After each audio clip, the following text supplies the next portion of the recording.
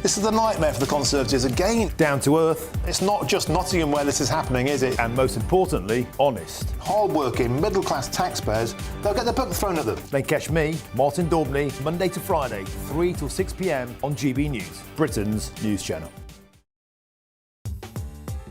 I'm Christopher Hope. From pop stars to politicians, I'll interview anybody in a pub who's got a political opinion. Join me every Friday on Spotify, Apple Podcasts, YouTube or gbnews.com, or wherever you get your podcasts. This is GB News, the People's Channel.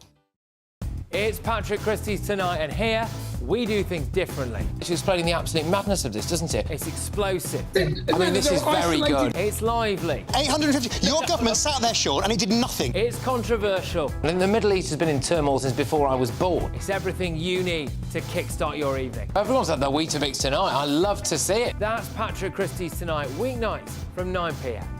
Only on GB News, the People's Channel, Britain's news channel. Join me, Camilla Tominey, for a frank and honest discussion with those in power that cuts through the spin and gets to the heart of the issues shaping our nation. You haven't confirmed that you want to stand as leader, but you haven't ruled it out either. This report basically says that he's not fit to stand trial. Is he indecisive? Incompetent? I deliver the dose of reality Westminster needs. That's the Camilla Tominey Show at 9:30 every Sunday on GB News. The People's Channel, Britain's news channel. This is Britain's Newsroom, where your voice matters. It's just astonishing. With expert analysis and honest opinion, we don't just keep you informed. We bring you unique perspectives you won't see anywhere else. Can't argue with any of that. When the news happens, it happens here. On Britain's Newsroom, weekdays from 9:30 a.m. Only on GB News.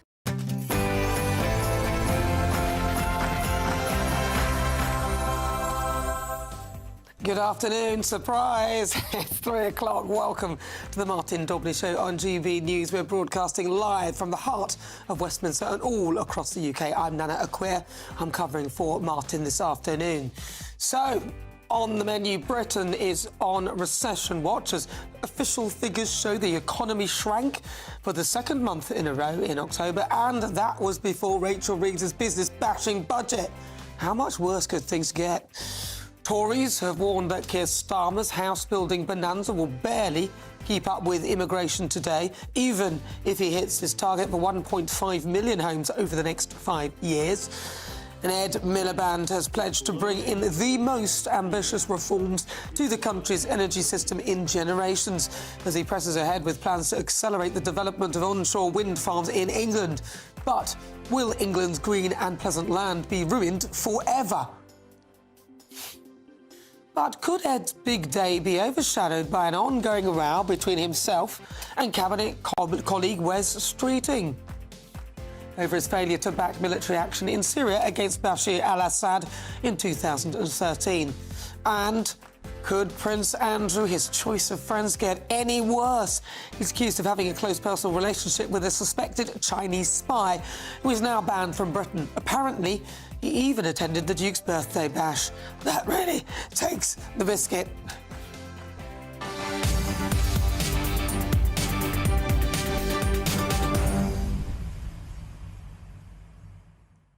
Well, as ever, I'd love to hear your thoughts, your views. Post your comments, gbnews.com/your say. But now it's time for your news headlines with Will Hollis.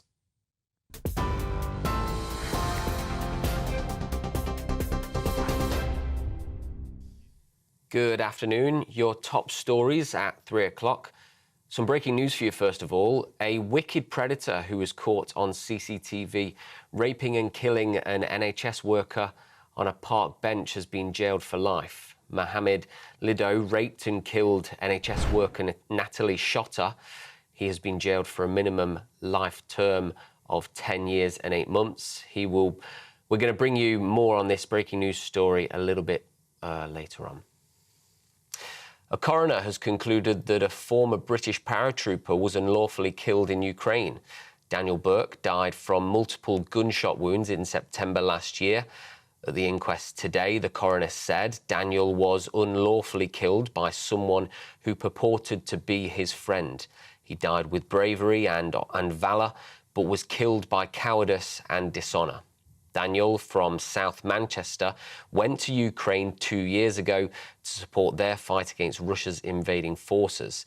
The inquest was told Mr. Burke had previously travelled to Syria to fight against the so-called Islamic State after being heavily affected by events in Manchester in May 2017 when 22 people died in the Manchester Arena bombing.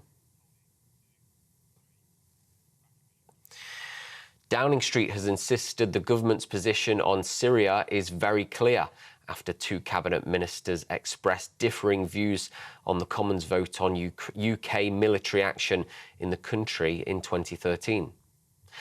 Energy Secretary Ed Miliband says he does not regret blocking British intervention in Syria when he was Labour leader after the Health Secretary, Wes Streeting, suggested the UK's hesitation allowed the Assad regime to last for longer. Speaking today, Miliband defended his decision, saying there had been no clear exit strategy and he had not wanted to put British troops in harm's way.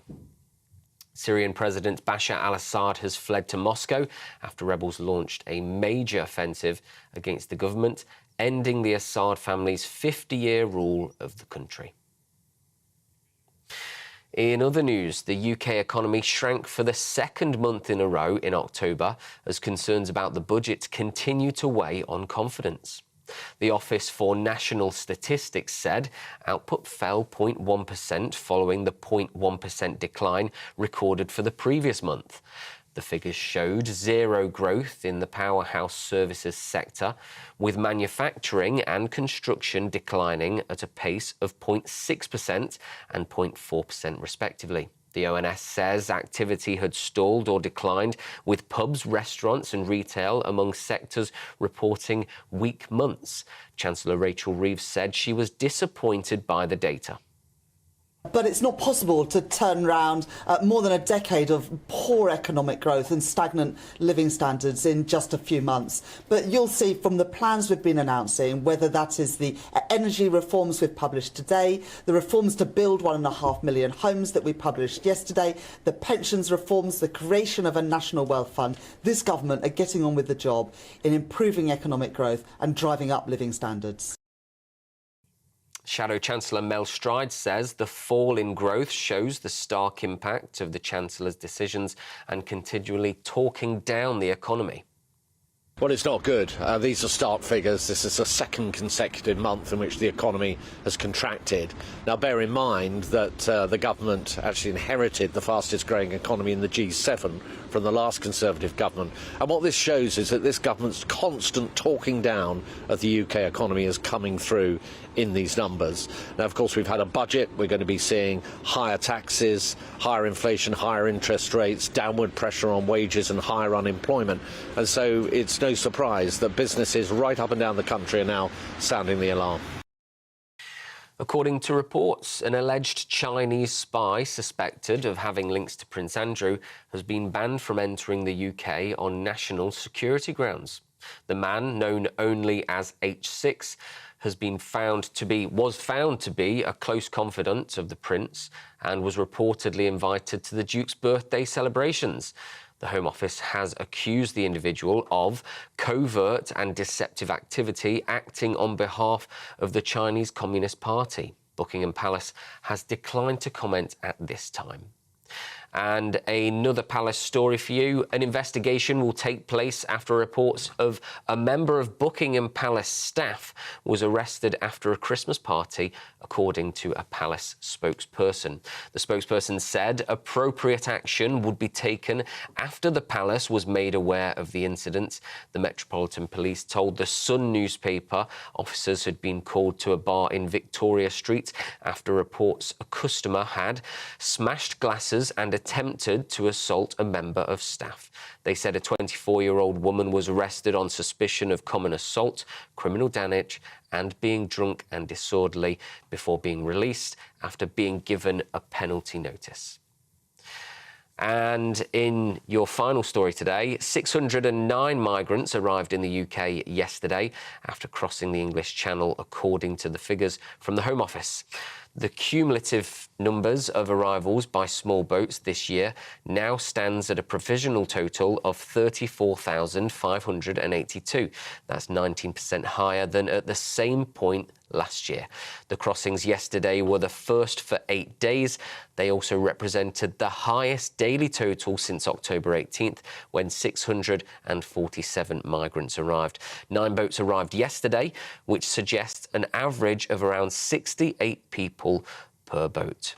Those are your latest headlines for now, but I'll be back in just a few short minutes.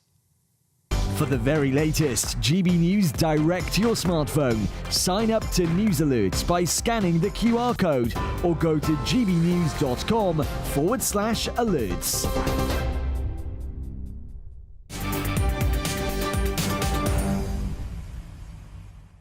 Well, it's 8 minutes after 3 o'clock. This is GB News. We're live on TV, online and on digital radio. I'm Nana Akweer. I'm in for Martin Daubney. Now, stand by and prepare yourselves. The UK is on recession watch. The economy is shrinking, and it's the second month in a row the country has seen negative growth. Chancellor Rachel Reeves says that this is disappointing. But it's not possible to turn around more than a decade of poor economic growth and stagnant living standards in just a few months. But you'll see from the plans we've been announcing, whether that is the energy reforms we've published today, the reforms to build 1.5 million homes that we published yesterday, the pensions reforms, the creation of a national wealth fund, this government are getting on with the job in improving economic growth and driving up living standards. But let's not forget that she warned us about 3 years ago. Have a listen. Despite all of their election promises to cut national insurance contributions, they're actually raising them against the strong advice of business and trades unions. The Conservative government's actions will make each new recruit more expensive and increase the costs to business. The decision to saddle employers and workers with the jobs tax takes money out of people's pockets when our economic recovery is not yet established or secure, and only adds to the pressure on businesses. Well, I can only guess that she either didn't write that and is reading off a script and doesn't know what she's saying, or she knows exactly what she's doing. Well, her opposite number, Shadow Chancellor of the Exchequer, Mel Stride, blames the government. And what this shows is that this government's constant talking down of the UK economy is coming through in these numbers. Well, joining me now with the latest is GB News' political editor, Christopher Hope. Christopher, thank you for joining me this afternoon. Great to see you. So what's the latest with Rachel Reeves? What's the top line we've got at the moment? Well, it's a worry. I think the economy is a worry for this government. Of course, we saw 0.1% growth in the third quarter. That's July to September. But in September, growth fell by 0.1%. It's now fallen again in October. You only have a recession if you have 2 consecutive quarters of negative growth, contracting economy. We're watching for that will be in this current period and then in the first quarter of next year. Rachel Reeves says there she's determined to deliver economic growth. Well, I'm determined to go for a run at dawn tomorrow morning. I may stay in bed, though, Nana. It's not very nice weather. I mean, saying you want to do something isn't enough. We're looking at the actual outcomes. And Mel Stride, her shadow, the Tory frontbencher, he's saying he's blaming Labour for talking down the economy. And there may be some truth in that. These figures are for October. We recall we spoke a lot, didn't we, in October about that budget at the end of October and the concerns it was going to be the tax-raising budget. It really was, wasn't it, but mainly on employers. But the big concerns in October would have been a dampener, I think, on confidence. Number 10 is trying to paint a brave face. Now, this morning, the Number 10's, the PM's deputy official spokesman told us in the lobby there that, in fact, if you look at how people are feeling, the confidence in the economy is actually up 3 points. That's called the GfK confidence. So it's a kind of vibes, a feeling, how you feel about if you feel well off or not, for December is up. And the hope is that with the budget receding to the background, people might feel more confident in the future. But don't forget this government has removed this hard target of being the fastest growing economy in the G7 of big economies in the world. That's been dropped from to an aim in this speech given by Keir Starmer last week. So a lot to think about. I think, it's probably reflecting how we felt in October. And the government's hope is that by November, December, it's picking up. Otherwise, as it says there, are we heading for a Reeves recession, question mark? Well, it does seem a bit odd, though, because a lot of the policies that they've put forward to the farmers, that didn't land. The VAT on private schools, which we knew about, but that didn't land. The raising of business rates, everything is going up. I can't see anywhere where there will be some sort of growth. Has she mentioned anything that would be something that would push growth? What is it in her budget that she thinks will help the economy grow? Well, they're hoping that by tipping money into the hands of the public sector, improving services there, tipping money into the NHS, gets more people back to work. They are not talking about the big issues. Net migration, want to bring it down a bit, but that makes us all poorer in terms of GDP per capita. So they are saying they are looking at trying to invest heavily, 150 infrastructure projects, all the new homes they're building. They're trying to get the economy going with a massive state involvement. I mean, frankly, for 14 years, many people don't feel better off under the Tories, so here's the alternative idea, which is the state being involved in our lives. Let's see if it works. We're 5 months in. All right, well, let's play you something, because this was on Question Time with Wes Streeting, and these are the comments that he made. Look, with hindsight, I think we can say, looking back on the events of 2013, that the hesitation of this country and the United States create a vacuum that Russia moved into and kept Assad in power for much longer. So that was a mistake by Libya. And hang on just a second. What I cannot say with certainty, and what we can't say for certainty even now, that the rat has fled to Moscow to his backers, we cannot say that the back of Assad is going to lead to a better Syria yet. We don't know. It's too soon to judge. And, of course, he was talking about the part of it with the fact that Ed Miliband had many years ago said, no, we shouldn't really be going into Syria and getting involved. In August 2013, I was there in the press gallery when that happened. I mean, it was a big moment, of course. Assad, who just was deposed last week, he had just used chemical weapons against his own people. That was a line in the sand for the Obama administration and for the UK. The David Cameron government wanted to go and bomb Syria. But it was put to a vote, and Labour was whipped to vote against that, and it never happened. A big choice made there by Ed Miliband, the former Labour leader. Question marks now. Did David Cameron have to go to a vote? He probably did in a coalition with the Lib Dems. And you do tend to need a vote in Parliament before deploying our troops overseas in a war situation. So maybe that's acceptable. What I'm fascinated about that is what Wes Streeting's up to. And he answered very honestly. He's someone, I think, who is, for me, the one to watch when Keir Starmer stands down at some point. Keir Starmer is in his early 60s. How long will he last after election if he wins it? Wes Streeting, I'm watching him, and Angela Rayner, the two. And I think having a bit of a go there, Ed Miliband, is interesting politically. Number 10, for its part, says fair enough. It's a political debate, and they also say, I would argue that Keir Starmer wasn't even an MP there. He became an MP in 2015. He didn't vote. It's not really his battle to be fought. But interesting, I think, that Wes Streeting having a go there at Ed Miliband. Well, I mean, a lot of people will be having a go at Ed Miliband with his nut zero. A lot of people are calling this. He's gone a bit crazy with nut the wind zero. farm. Well, that's what they're saying, really, because it just seems a bit utter madness. Well, I'm talking to the Energy Minister shortly for the programme. We'll play it out in our show here. They want to try and make people adopt wind farms and not oppose them. Nationally significant infrastructure, hard to block, harder to take to JR, to the courts. More solar panels. It's a big punt. But the government today is still saying they are saying this could lead to a £300 reduction in energy bills by the end of this decade. Wait and see. By the end of the decade, I don't know. I mean, if you saw what happened to the Anglesey wind solar farm... Yeah, the array. Yeah, after the awful weather, which a lot of people would attribute parts of it to global warming, I'm not sure that those are the right ways to... When the wind blows too much, they can't generate energy. Yeah, and if it floods, then the solar panels don't work. Thank you very much, Mr. Verhoeven. Thank you. Right, for more reaction as to whether we're heading to a Reeves recession is farmer Jamie Blackett. Jamie, thank you very much for joining me. So, Jamie, Rachel Reeves is sort of saying that this is more to do with... People are saying it's talking down the economy. That's what Mel Stride said. Rachel is hoping that things will improve. Do you feel that there's some light at the end of the tunnel with regard to her policies, especially, and how they affect you? No, I don't want to talk down the economy and talk it into recession, but I certainly don't see much light at the end of the tunnel, I'm afraid.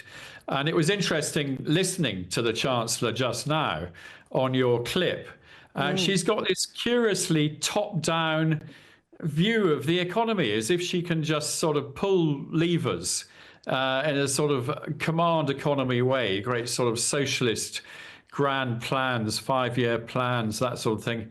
And I just don't see it working, because if the economy really is going to grow again, then, it's people like me who need to be unleashed on the economy. We need to have confidence to invest. I think at the moment we're all slightly in paralysis after the budget. Our main focus now is, particularly those of us of advanced years, of handing on our businesses to our children. I'm attending a symposium in the Palladium. Andrew Lloyd Webber has donated the Palladium for a day. If there are any small business owners out there, there are still tickets to be had.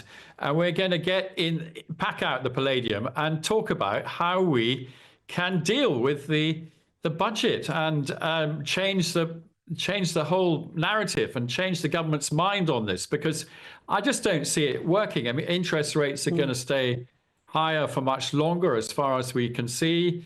Those of us with families, grandchildren, so on, the school fees. I mean, it's just the fact is, a lot of business owners are either in the business of paying school fees for their children or their grandchildren. That may be the priority, rather than reinvesting money in their businesses. And I think, I just don't see it happening. And I'm afraid this sort of corporate socialism, in the 70s, I'm old enough to have lived through that. I wasn't very old at the time, but I do remember it. We had the old-fashioned socialism of nationalize everything and empower the trade unions, and we saw that end in disaster. And now we've got this corporate socialism where, it's somehow not okay for families to own businesses and hand them over to their children, but it is perfectly okay for the likes of BlackRock. And I don't get that. I don't see, of course that's going to drive up unemployment, as far as I can see. Certainly in the rural economy, we're all going to be either paying masses of life insurance to beat the death tax, or paying the tax itself. And that's all money that would have been recycled in jobs in the rural economy. If it goes into the city via life insurance payments, I mean, most people in the life insurance industry being replaced by robots, as far as I can see, or about to be. But all the working people in the countryside are not going to have any money spent on them doing things, because we've all got other priorities now, protecting our businesses against this government.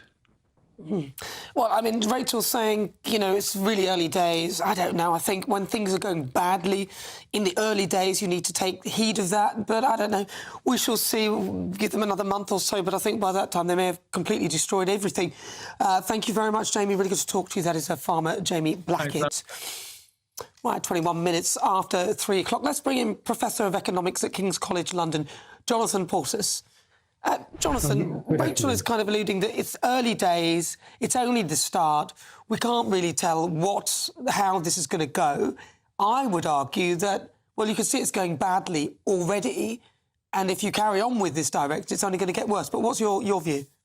I have to say, I think that's a bit laughable. You just said, give her another month and she'll destroy everything. We had 14 years of conservative liberal government, of austerity, Brexit, and of course some outside shocks like the pandemic in the Ukraine.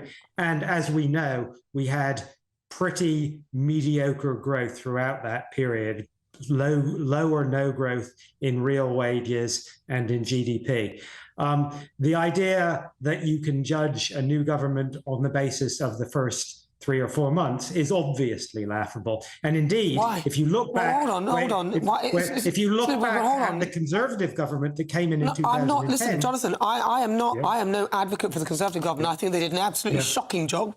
And I think most people felt they had to go, even if it meant having a Labour government. A lot of people probably didn't want that. But the truth is now in the pudding, which we are eating, and it's not looking good. So that's what I'm saying. I'm not defending the previous government at all. No, but I think you have to wait until the pudding is at least cooked, rather than criticising the first stages of the recipe. OK, well, then let's start with... Let's look at some of the recipe then. national insurance on employers and on only private businesses. So no, just those businesses. That surely, even Rachel Reeves herself has said that that is a jobs tax.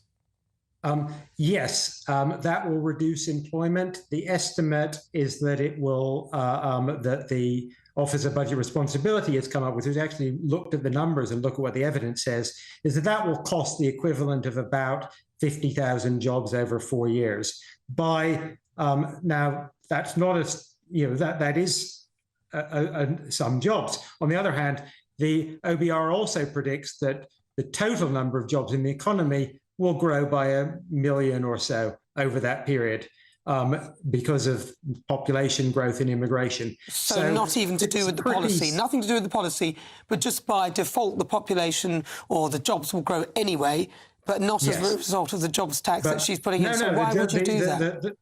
Well, you do it because you need the money to fill up the holes in the public finances, which were unfortunately left by the last government. And there is no doubt that there was a we were left, or this government was left, with the choice between very significant cuts to public services or putting up taxes. They've chosen to put up taxes. Now, that's a political judgment, absolutely, and it will have some economic impacts. But we know what the alternative was. The alternative was a really bad NHS crisis, not just this winter, but for the foreseeable future. The continued failure to arrest, let alone prosecute in jail, people who commit crimes, all the things which, so there are some pretty difficult choices here. OK, so then briefly, let's do another one then. The winter fuel allowance, which their own research, when they weren't in government, said that at least 4,000 pensioners would die. Now they're doing it. I mean, and the amount of money that they're going to get from it is not that much, really. That research, I mean, I don't think Labour did that. That I have actually looked at that. And actually, if you look at, that's not serious. I've actually looked at, there is actually some pretty decent research done on that, which found that they could not find any health or mortality effects from the introduction of the first winter fuel payment. Well, which research was that? Because this is the first time I've heard of that. I can send it to you. It was published in the National Institute of Health database has it, but it's a proper study. I can certainly send it to you. The age concern figures which you sent really just looked at changes over time, and they were picking up things which would have happened anyway. I'm not downplaying the hardship that some people will face, and certainly pensioners who are poor need to claim pension credit. Absolutely, more people should be claiming pension credit, and the government should make it easier for people to claim pension credit. But I think talks of thousands of people dying isn't really supported by the evidence. Well, they're the ones that commissioned this research. They're the ones that quoted it to the Tory party when the Tory party were considering it. So I don't think we can just ignore it just that easily. Jonathan Portes, thank you very much. He is the Professor of Economics at King's College London. Right, well, which senior royal faces a grilling over their links to their close confidant that has been exposed as a suspected Chinese spy? More on that next. This is GBNews. I'm Nana Akua. This is Britain's News Channel.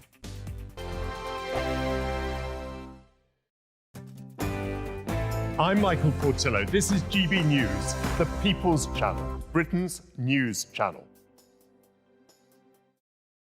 Every Saturday, 10 till 12, we'll bring you all of the news that you need to know. We'll also remind you that there is so much to smile about. It's my favourite time of the week. I get to relax, enjoy some light-hearted stories, and let Ellie teach me about fashion too.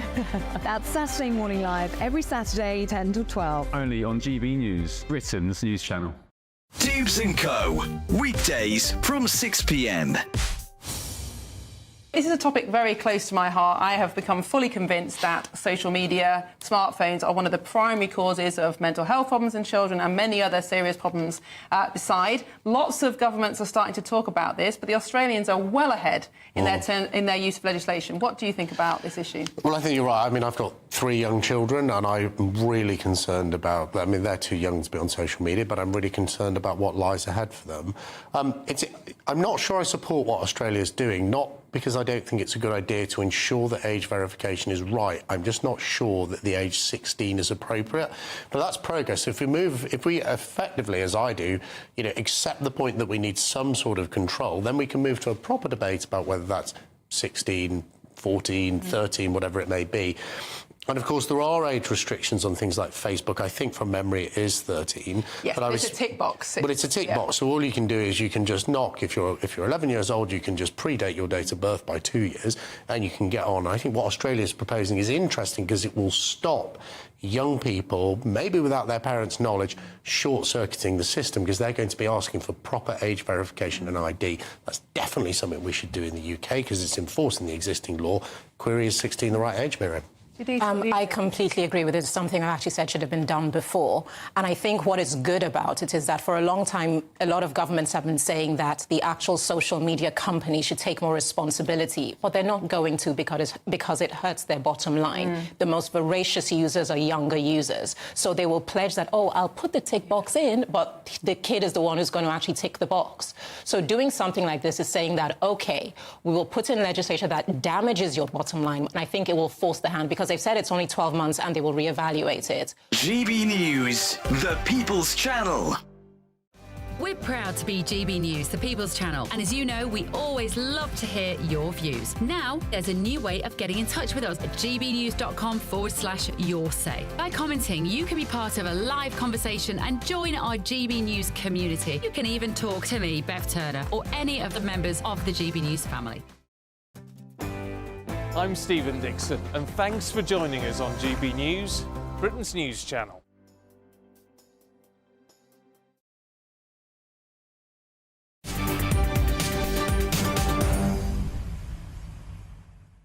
"29 after 3 o'clock. Welcome back. I'm Nana Akwe. I'm in for Martin Daubney on GB News.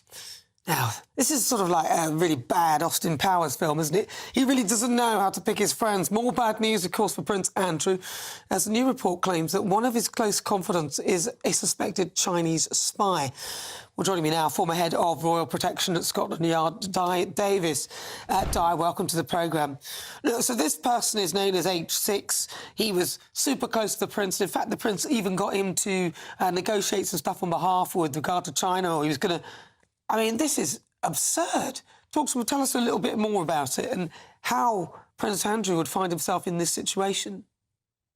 Well, a very good evening to you, Nana. Nice to be back with you. What I would say is this. This is arguably the straw that may well break the camel's back. For over 20-plus years now, this man has cavorted around the world on our expense, largely, and there needs to be a proper examination as to all his acquaintances, all the dodgy people that he's dealt with. If it was anyone else and they were representing the United Kingdom, there would be an inquiry. But you try make an inquiry, I'm reliably informed, as against the Foreign Office, to try and ascertain exactly, 1, what he did, 2, how much gain, and 3, how much time. I say again, you try and make an inquiry about this man and it gets blocked, or they can't find records, or there aren't any. It is a scandal, yet again, waiting to be uncovered. And I hope this time somebody with an ounce of gumption will actually put forward a motion that this man should be investigated. Enough is enough. He's cavorting with the Chinese. We know perfectly well what they're up to in this country. They are targeting people like him and others, politicians, you name it, and what they believe are influencers. This is enough is enough. We've got to put a stop to this and to stop his activity once and for all. Well, Suella Braverman at the time, she decided that she was the one who kind of put a stop to a lot of this anyway. But why is it that... So H6 cannot be investigated? Is that what you're saying, that there's no way of finding out more about his activities? No, I'm saying that if you look at corruption in any shape or form, and I've got to be careful what I say, but if you try and ascertain any information about his dealings when he was a trade ambassador and any other dealings with Qazi Khan and all the other Khans that he's been involved with, including offshore accounts, when I've investigated and I looked into the Sultan of Brunei for a client some years ago, if you want to know corruption, you follow the audit trail of money. That's what needs here. There needs to be an audit trail, an investigation, exactly what money he's made, how did he make that money, because anyone else, I can assure you, if it was you and I, somebody will be investigating us. And I don't think it can go on like this much longer. He's done more harm to the royal family than Oliver Cromwell. So you would say that Andrew needs to be investigated, is what you're saying. And but do you not think that this is just a bit of a case of a level of naivety that we're seeing here with Prince Andrew, almost just an undescribable amount of naivety, where he's just befriending people and not really, people just deliberately befriending him because of the way he is, and then utilising that to try and get information? Well, again, questions needs to be asked of the security services. What did they know? How did they and why did they allow this to happen? In the past, whenever he went representing us, the Secret Service and others would come together and decide a course of action. I find it beyond belief that nobody knew that he was actively involved 2 or 3 years ago and trying to get money out of China. Those who have been advising him also need to be looked at. They seem to know quite a lot going on. But you talk about naivety. How much naivety can you put up with a 60-plus-year-old man who continually, I say continually, meets with very, very bad people? I just beggars belief, frankly. Well, obviously, there's no evidence that any of the other people around him knew anything about this, or that he even knew anything about it at the time either. But it does seem incredibly odd that he could be surrounded by in such bad company, and none of his security or those around him appeared to be aware of it. It does seem a bit odd. Di Davis, thank you very much. Really good to talk to you. He's the former head of Royal Protection at Scotland Yard. Well, there's lots still to come between now and 4 o'clock. This is coming up to 35 minutes after 3 o'clock, including ministers are being warned a mad dash to net zero by 2030 will lead to higher bills and risk millions of jobs. But first, let's get your latest news headlines with Will Hollis.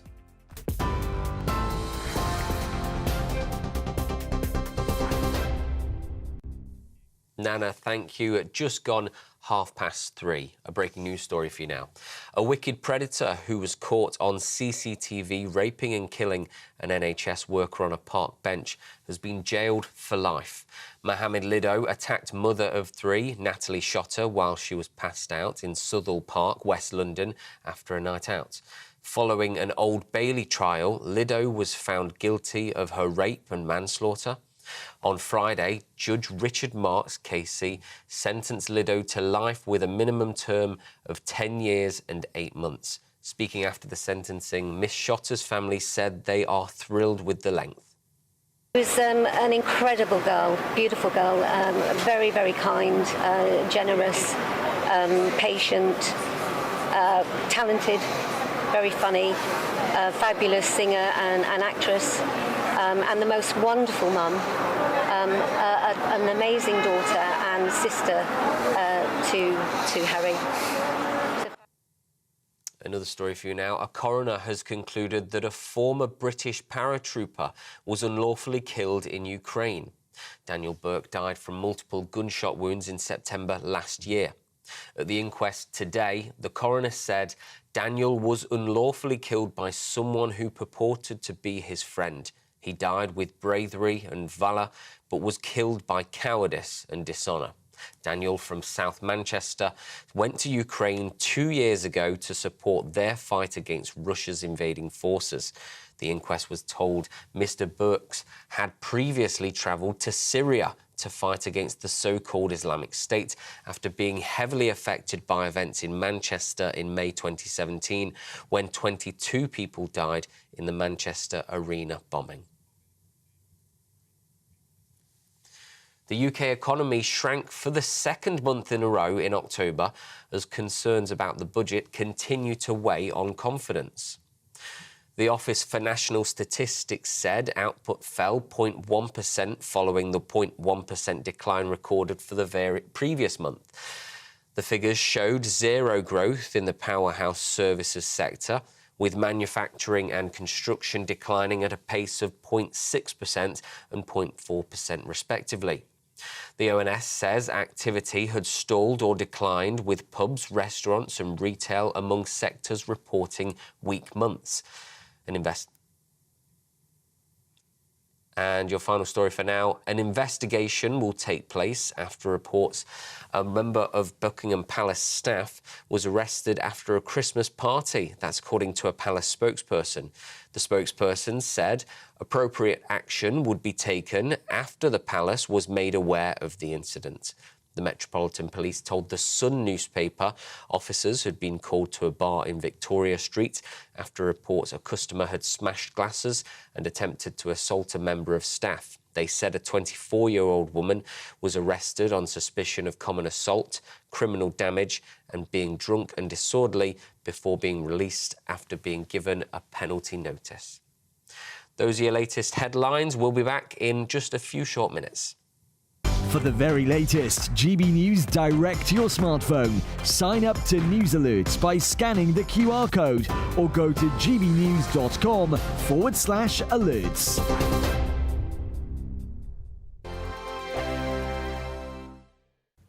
Yes, it's time for your latest weather update from the Met Office here on GB News.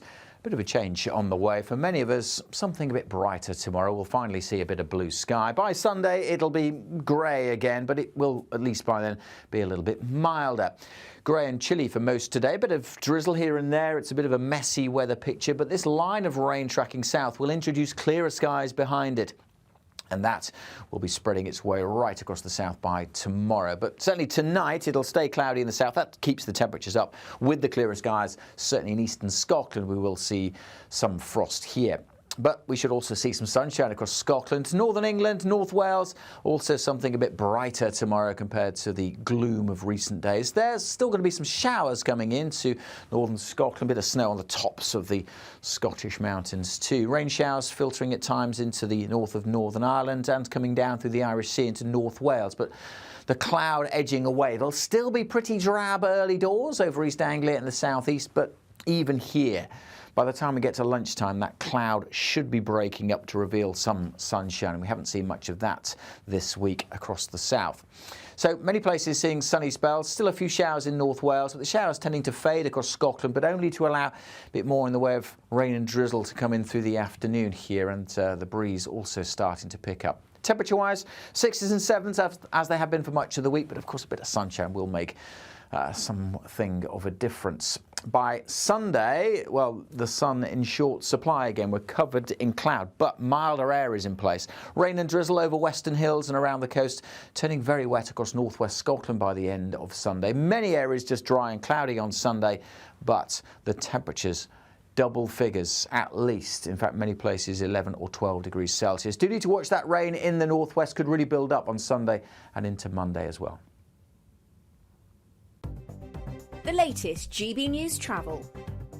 Good afternoon, I'm Jules Buckley. Still issues around Gretna Green in Dumfries and Galloway. The southbound A74M, now the exit slip there is still closed off coming off at junction 22.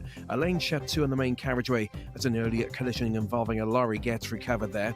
The northbound A1M around junction 35, that's the M18, and obstruction means slow going and partially blocked. A couple of queues on the westbound M4 this afternoon. Now firstly, before Slough and Windsor, junction 6 delays back to 5 at Langley follows an earlier collision. All lanes are back open. Also westbound between 8 and 9 for Maidenhead and Wokingham and Bracknell for 10. Lane 1's combed off. A collision there's causing delays, and still queuing clockwise for the M25 before junction 27. That's the M11 turn off there. That's the latest. You can stay up to date throughout the day by visiting our website gbnews.com.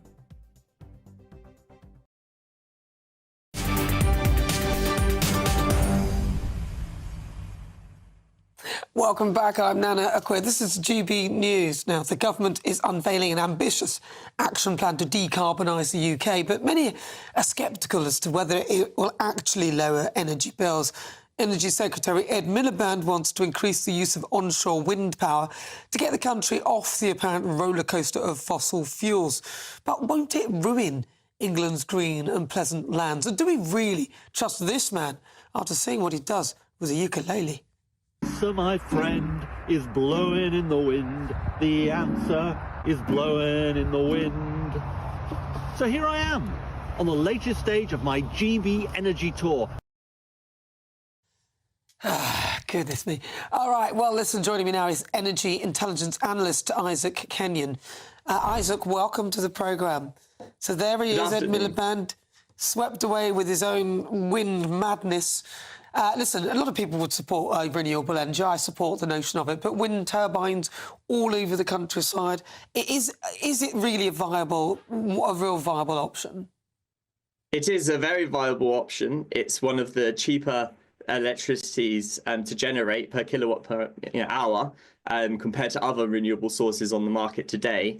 Of course, solar is better than that in terms of its cheapness, but wind is a close second place. So it's one of the most sort of economically viable options that we have. But when the wind doesn't blow and the sun doesn't shine, then they're quite useless, aren't they, really?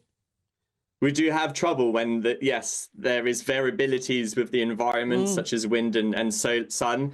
And to do the very best with what we have is when it is blowing, and we know in Scotland it can really blow. It's one of the most prolific areas of wind. We are able to produce quite a lot of energy at almost an oversupply. We can produce too much energy for the grid to handle. Whilst in other places where there isn't maybe much wind blowing, we have an undersupply. So there is a notion which has been alluded to in the discussions today around the grid upgrades that are required. And that is really important because we'll be able to create sort of balancing mechanisms. And by upgrading the grid, we'll be able to handle, oversupplies or undersupplies of renewable energy and be able to deal with this. But these things are 850 feet, right? That's kind of scrawny. That's a very tall building.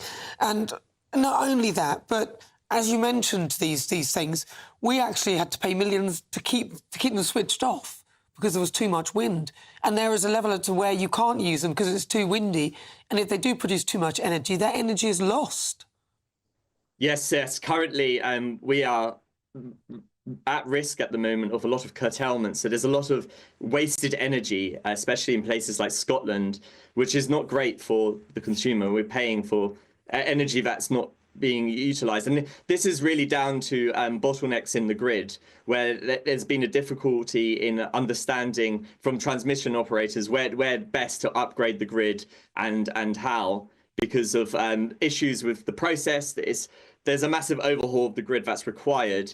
And battery energy storage will be very useful for that flexibility to be able to take the electricity that's oversupplied and reapply and then put it into the grid when there's an undersupply, if that makes sense. So there is a need of a grid upgrade at the moment. So we've got fantastic clean energy projects that there's absolutely a tidal wave of them at the moment, but it's just too much for the grid to handle at the moment. So the second part of the puzzle is a grid upgrade, which is the distribution of the electricity in a way that's equitable across the UK.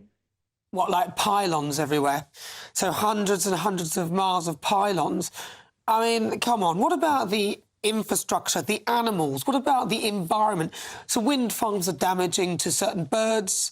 The electricity pylons, again, damaging, dangerous for the surroundings. And let's not forget the noise that some of these things generate. Are we going so far towards this net zero that we're not thinking about the environmental impact for the creatures and the animals and the people that live in these areas that we need the energy? In these renewable energy projects, they're getting more and more sophisticated and better at integrations with the environment. So they're getting safer. There's less and less animal issues with these renewable energy projects because the technology is improving. For instance, in different locations around the world, the wind turbines will stop moving when there is sensitivity to wind migration bird migration running through the wind farms. So technology is improving. And what else is important is it's clean energy. Yes, but the ones in the UK do that? Over time, They don't, do they? these wind farms are getting improved over time. The technology is improving. And what else is important is that this is clean energy. This isn't burning fossil fuels, and this isn't creating more pollution. This is reducing pollution. Well, you see, you look at that, but let's be honest, the wind turbine is made of some sort of steel, I presume. We shut down a lot of our steelworks, so you're going to import the wind turbine. That is a carbon footprint right there, right? You put the wind turbine up, its lifespan, I hear, is about 15 years. So you're going to have to do it again. The the recyclability of wind turbines, as well as other renewable energy production units, are also coming into play at the moment, where we're seeing a lot more recyclability of these production sites, which is great, because then we're not having to constantly import and create, new structures over and over again. We can just simply recycle what we have. Yeah, but I just think it's a bit disingenuous when everyone says how great it is and then they forget the massive carbon footprint that it's left to actually create the thing in the first place. Isaac, really good to talk to you. That is energy intelligence analyst Isaac Kenyon. 48 minutes after 3 o'clock, experts have warned that Keir Starmer's house building bonanza will barely keep up with immigration. More on that next. I'm Nana Okwue. This is GB News. Sunday with Michael Portillo from 11, only on GB News. Fabio, thank you for coming in. It's great to see you. Nice to meet you. So you were born near Rome? Yeah, in a very small town. It's called Serrone, about an hour south of Rome, on the hillside. Was it a place of excellent cuisine? It is, indeed. A place of excellent cuisine and red wines. In fact, it's the only DOCG red wine of the region, Most of your career, this may seem self-evident, you've cooked Italian. I'm thinking that's quite a challenge to cook Italian in Malaysia, to cook Italian in Bermuda or Turkey. Was that a challenge? It was, but I like challenges, so that's one of the reasons why I started to travel, because of my job. For example, in Malaysia, I've been sent there to twist a grill restaurant into an Italian restaurant inside a five-star hotel. And I was doing the chef training for the local chefs. And then I build the menus, I train the chefs, and then I eventually go back. In Italian food, is there lots of innovation? I would say in the past 10 years, yes. It used to be a very traditional cuisine, but in the past 10, 15 years, Italian chefs, they are a bit more open-minded, I would say. Give us some examples of your innovation. Well, hide and seek is very well around the innovation.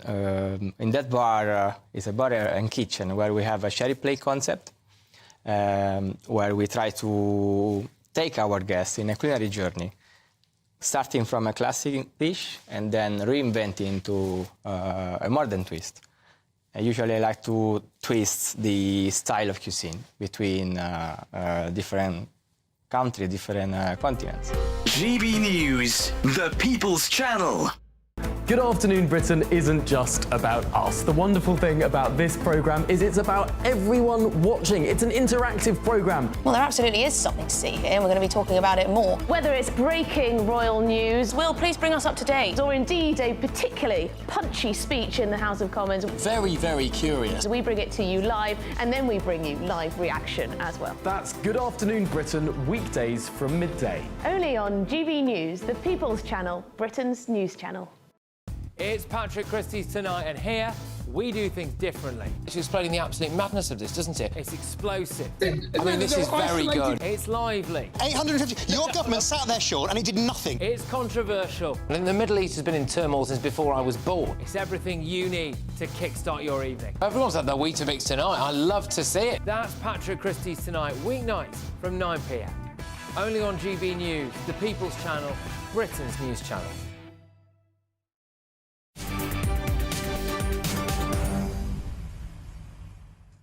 Good afternoon, I'm Nana Okwue. This is GB News. Breaking news from earlier this afternoon. 609 migrants have arrived in the UK yesterday after crossing the English Channel in 9 small boats. At the same time, the government have been warned that their plans to build 1.5 million new homes risks being wiped out by high levels of migration. Of course it would do.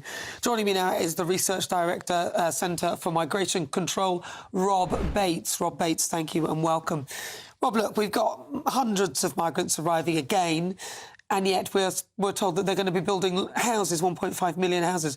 I am concerned that the UK simply doesn't have the capacity to house all these people.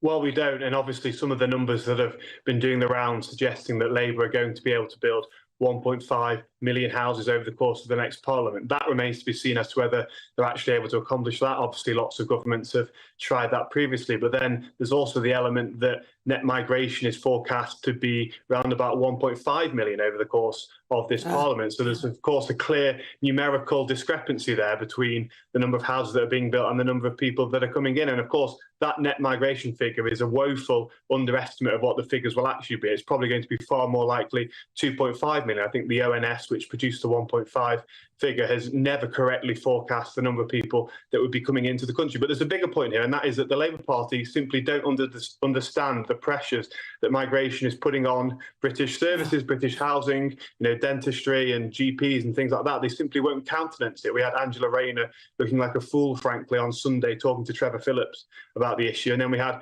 Matthew Pennycook, the housing minister, earlier this week, saying that concerns that house building programmes would be wiped out by mass migration was simply scaremongering. So these are people that simply won't countenance that there is a link between mass migration and the huge pressures that the British public are facing. Yeah, well, listen, we've run out of time already. I'm going to talk to you. I wanted to have a long conversation about this, but thank you very much to you. Right, well, Labour Minister for Housing and Planning, Matthew Pennycook, has denied that the majority of new homes will be sold to foreigners. Have a listen. He knows, as well as I do, that the majority of homes that developers sell in this country are to British nationals, that most parts of the country have local allocation rules in place and local residency requirements that means that non-British nationals can't access housing, that only those who are eligible for no recourse to public funds could do so. He knows those rules. He's scaremongering. It's beneath him. Well, listen, we will get Rob Bates back on and have a chat with him more later on. But Britain is now on recession watch as official figures join the economy shrank for the second month in a row. Stay with me. I'm Nana Acquare. This is GB News. We are Britain's news channel. Now, though, let's get an update with your weather with Alex Deakin.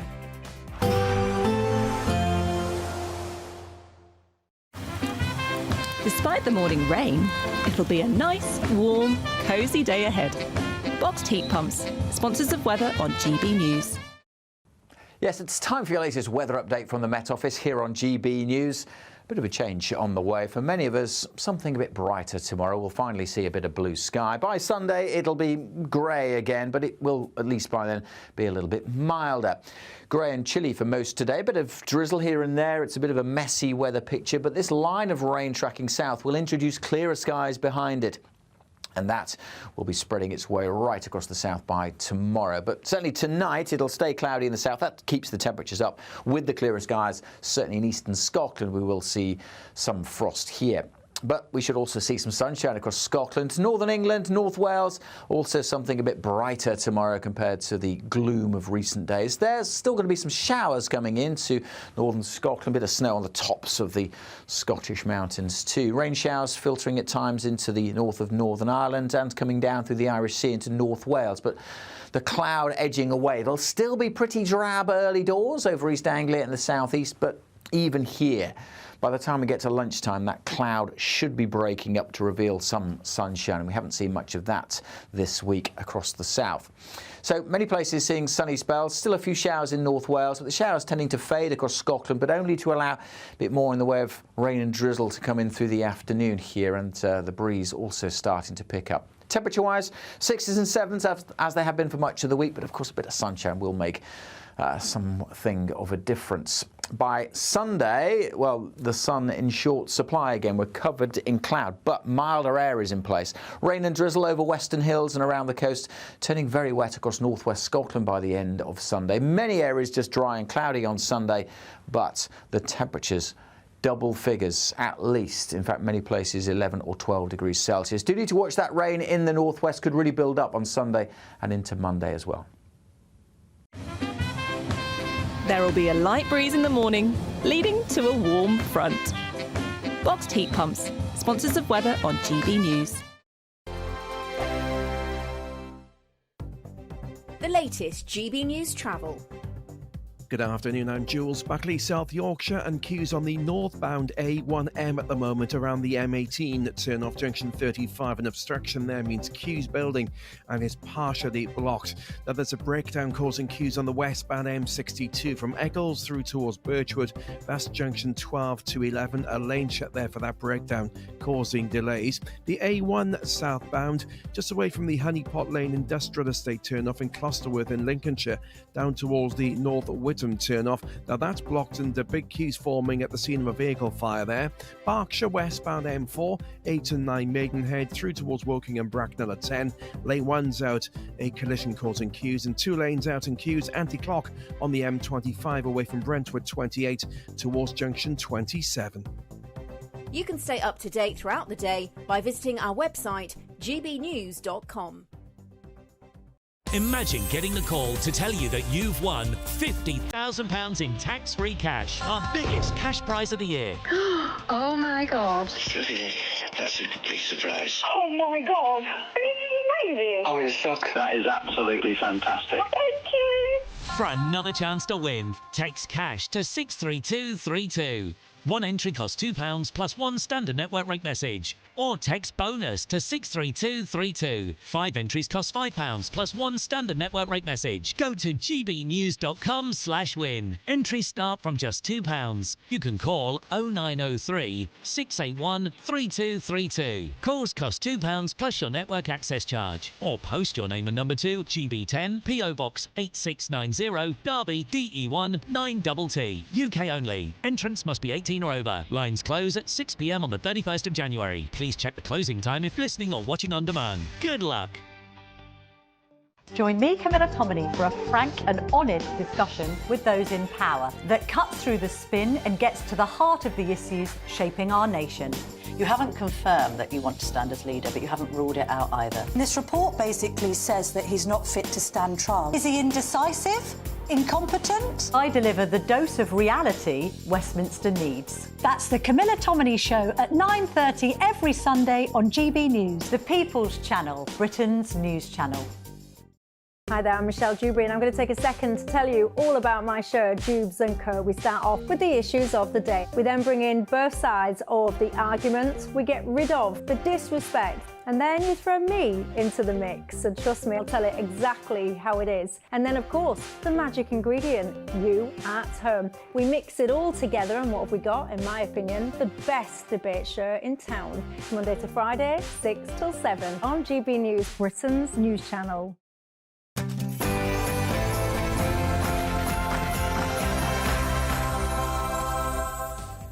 Good afternoon, welcome. It's 4 o'clock. This is Martin Daubney's show on GB News. We're broadcasting live from the heart of Westminster, all across the UK. I'm Nana Aquir, covering for Martin today. So, coming up, Britain is on recession watch as official figures show the economy shrank for the second month in a row in October. And that was before Rachel Reeves' business-bashing budget. How much worse could things get? Tories have warned that Sir Keir Starmer's house-building bonanza will barely keep up with immigration today, even if he hits his target for 1.5 million homes over the next 5 years. Ed Miliband has pledged to bring in the most ambitious reforms to the country's energy systems in a generation, as he presses ahead with plans to accelerate the development of onshore wind farms in England. But will England's green and pleasant lands be ruined by Ed forever?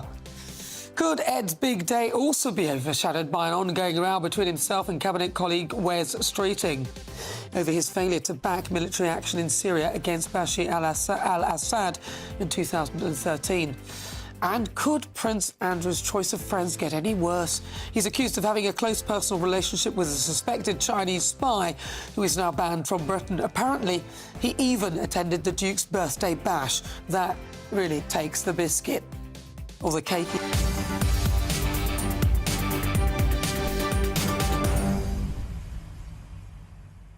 Well, as ever, send me your thoughts, post your comments, gbnews.com/your say. But now, let's get your latest news headlines with Will Hollis.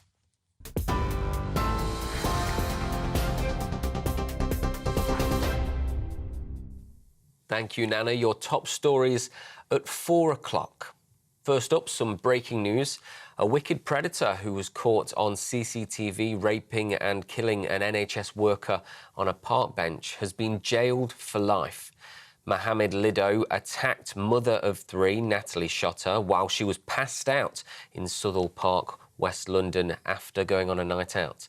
Following an Old Bailey trial, Lido was found guilty of her rape and manslaughter.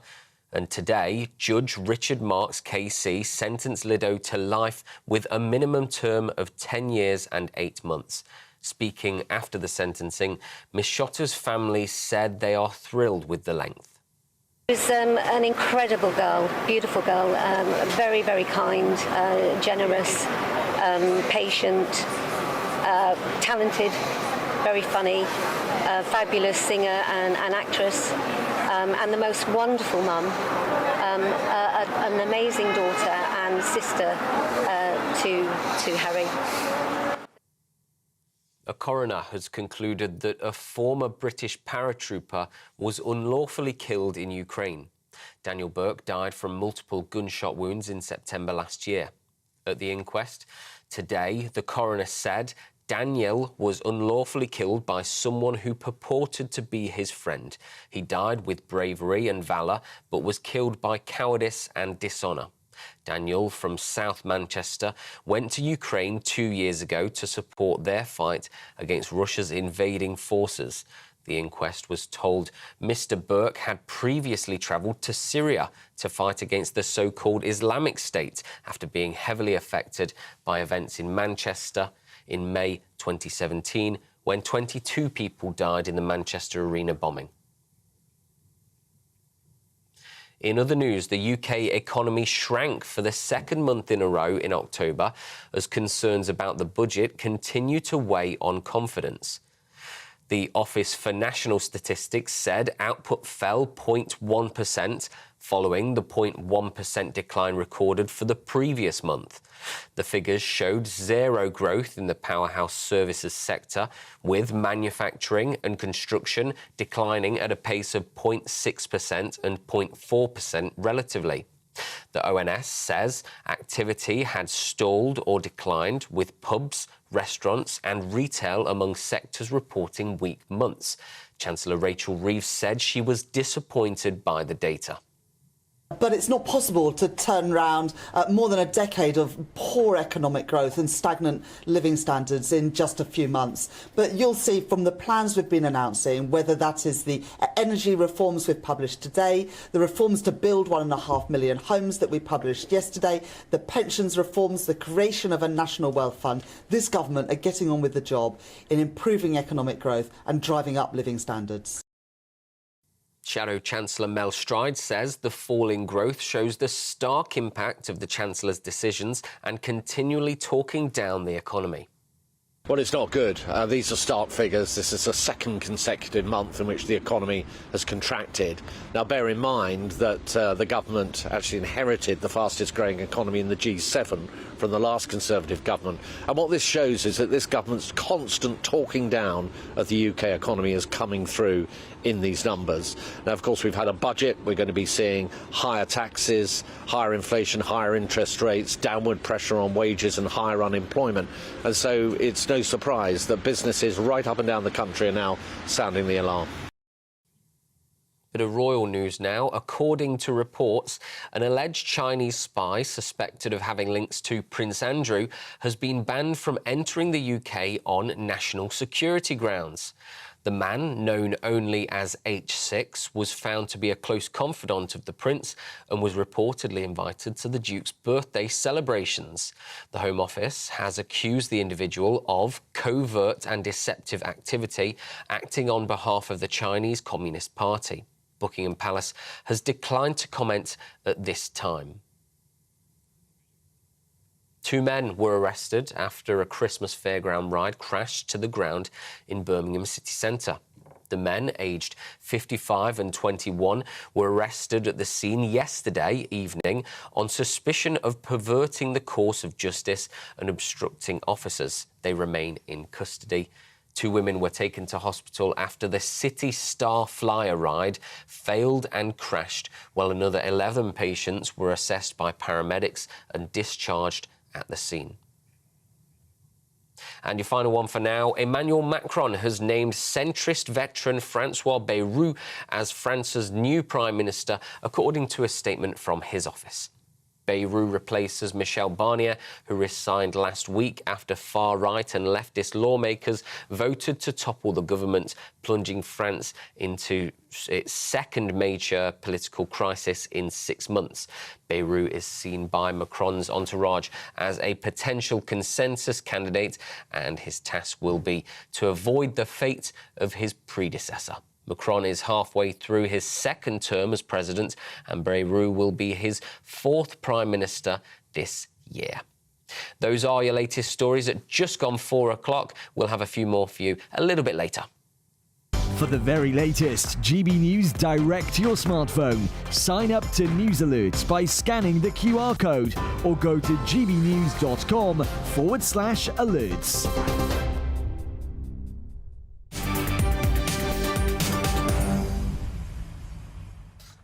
Right, stand by, prepare yourselves. The UK is on recession watch. Now, the economy is shrinking and it's the second month in a row the country has seen negative growth. Chancellor Rachel Reeves is disappointed.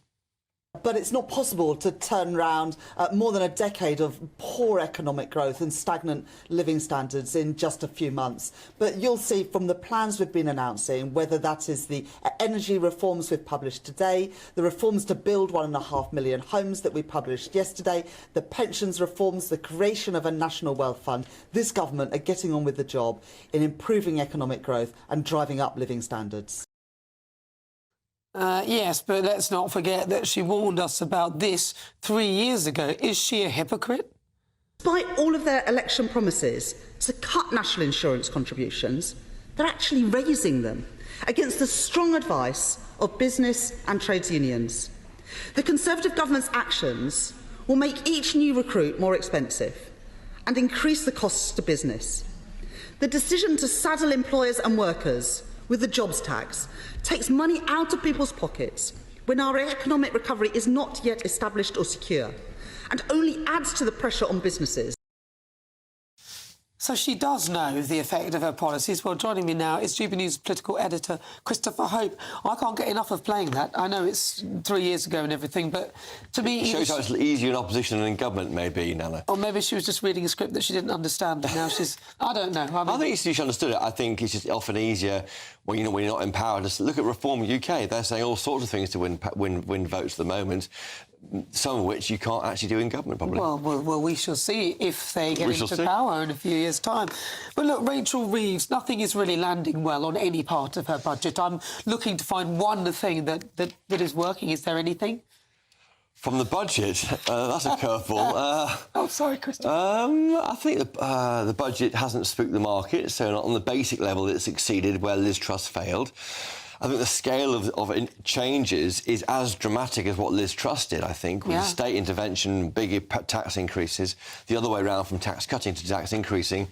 It hasn't really alarmed the market in the same way. I think it's because she put a lot of effort into smoothing over the worries. So a 10-week wait before as the OBR looked at it, and then she went to Washington and obviously briefed the international IMF, the International Monetary Fund, about it. I think she did all the homework to make it work. But the gamble she's taking, I think, Nana, is as great as Liz Truss took. Liz Truss was in a big rush. She had 2 years left for the election. The Queen had just died. She'd lost a bit of momentum in her government as we all mourned the death of the late monarch. And I think she was in a rush, and that did for her, really. I think with Rachel Reeves, same gamble, but the markets aren't yet spooked. But whether this comes to work or not, then listen, the economy contracted by 0.1% in September. 0.1% in October. The context of that is we were worrying all for those 2 months, what will the Rachel Reeves do? This big budget at the end of October really dampened confidence. I think in that sense, Mel Stride, who's her Tory shadow, was right when he says it shows a stark impact of continually talking the economy down. Fast forward to December, number 10 today is pointing to consumer confidence being up 3 points. They're saying, look at it's almost the vibes. People feel a bit better off. We know with the budget's now... It's Christmas. People are buying more things. That's normal. Maybe, but the budget's now 6 weeks away and we're moving towards a happier period. They will hope that's true because the economy grew by 0.1% in the third quarter. If it falls in the fourth quarter and falls in the first 3 months of next year, we are in a recession, and that won't be a question mark on the screen. Yeah, you see, this is the thing. I think a lot of the things, as you said, it does feel like a gamble, a slower gamble. But unfortunately, I'm concerned that even though she's saying that she's had it to deal with what's happened before, so kind of give her a chance, I can't see any of the things, any positivity in any of them. For example, inheritance tax on farmers. That doesn't seem like a very wise proposition. Well, I think it was an issue that the Tories looked at in the past. You have got rich landowners who aren't farmers buying land to avoid inheritance tax. We understand, and so they're trying to target them. It may be a bit of a blunt instrument, a blunderbuss, if you like, and it may be they fiddle with the rules, so they lift the threshold to £5 million from £1 million estates. And the one idea the Lib Dems are pushing forward I quite like, as in terms of making sense to me as a layman, is to apply a balance sheet test. So anyone wanting to take advantage of these reliefs must prove they are a trading business and buying and selling produce, being a farmer essentially, rather than being a landowner squatting on land to avoid inheritance tax. Yeah. That makes more sense. I think what they've done here is so kind of broad brush, really. Yeah. I think the problem they've got is that they are hitting so many people, and we're seeing the anger last week, more next week, and it'll go on into New Year. It doesn't come in, by the way, until April 2026, don't forget. There's another big budget next November. I wonder if she might tweak it all then. I don't know whether I don't feel that they're listening to anything. Christopher Hope, thank you very much. Right, let's bring in the CEO of the Nighttime Industries Association, Michael Kill. Michael, welcome to the programme. Thank you. OK, so Rachel Reeves's budget, obviously for you, it would be the NI for, obviously, employers. And, of course, you've got business rates and then you've got the minimum wage. All those three are one big hit in this budget. How is it affecting the industry that you serve? Well, I think we've got to set the scene. I mean, we're already sat at about 30 to 40% as an increase in operating costs since pre-pandemic. What we are going to see with this budget come April is potentially a 30 to 100k increase in operating costs over and above that, something that everyone is very fearful of. As you can appreciate, the business confidence is heavily down. And we're worried about the future. A lot of this golden quarter should be about building cash reserves to get through the slower period in Q1. We're now looking at getting through the slower period and trying to make up that cash shortcoming come April, moving into the Q2 next year. So many of these businesses are very worried about their future. Yeah, but Rachel's saying that, kind of give her a bit more time. They inherited, something really terrible, and therefore... But I'm just looking at it saying, well, just looking at it right now, it doesn't look like it's going in the right direction. If it were me, I'd be changing course, but she's double downing on this. Do you think there's any prospect that the ideas and the way the budget will actually show something positive in the end? She's saying wait and see. Well, the reality is many of these businesses haven't got the time to wait and see. And I think this is where there has been a certain level of ignorance or naivety. I mean, the hospitality sector has been talking about the fragility of the sector for many, many years now, off the back of the pandemic into the cost of operating crisis. We obviously highlighted people having less disposable income. There's a lot of talk about putting money back in people's pockets, but it's very clear that that's just about covering the base cost of daily living costs. So the reality is long term is not good enough. Short term is where we have the issue, and this is what needs to be dealt with. And I think this constant conversation about blame and long-term strategy is just not cutting it with the sector that needs some immediate support and needs that financial headroom to safeguard many of predominantly the small, medium enterprise businesses and culture to get through over the next 12 months. That imminent period is very challenging. Is there anything to support you, though, within this budget that is positive?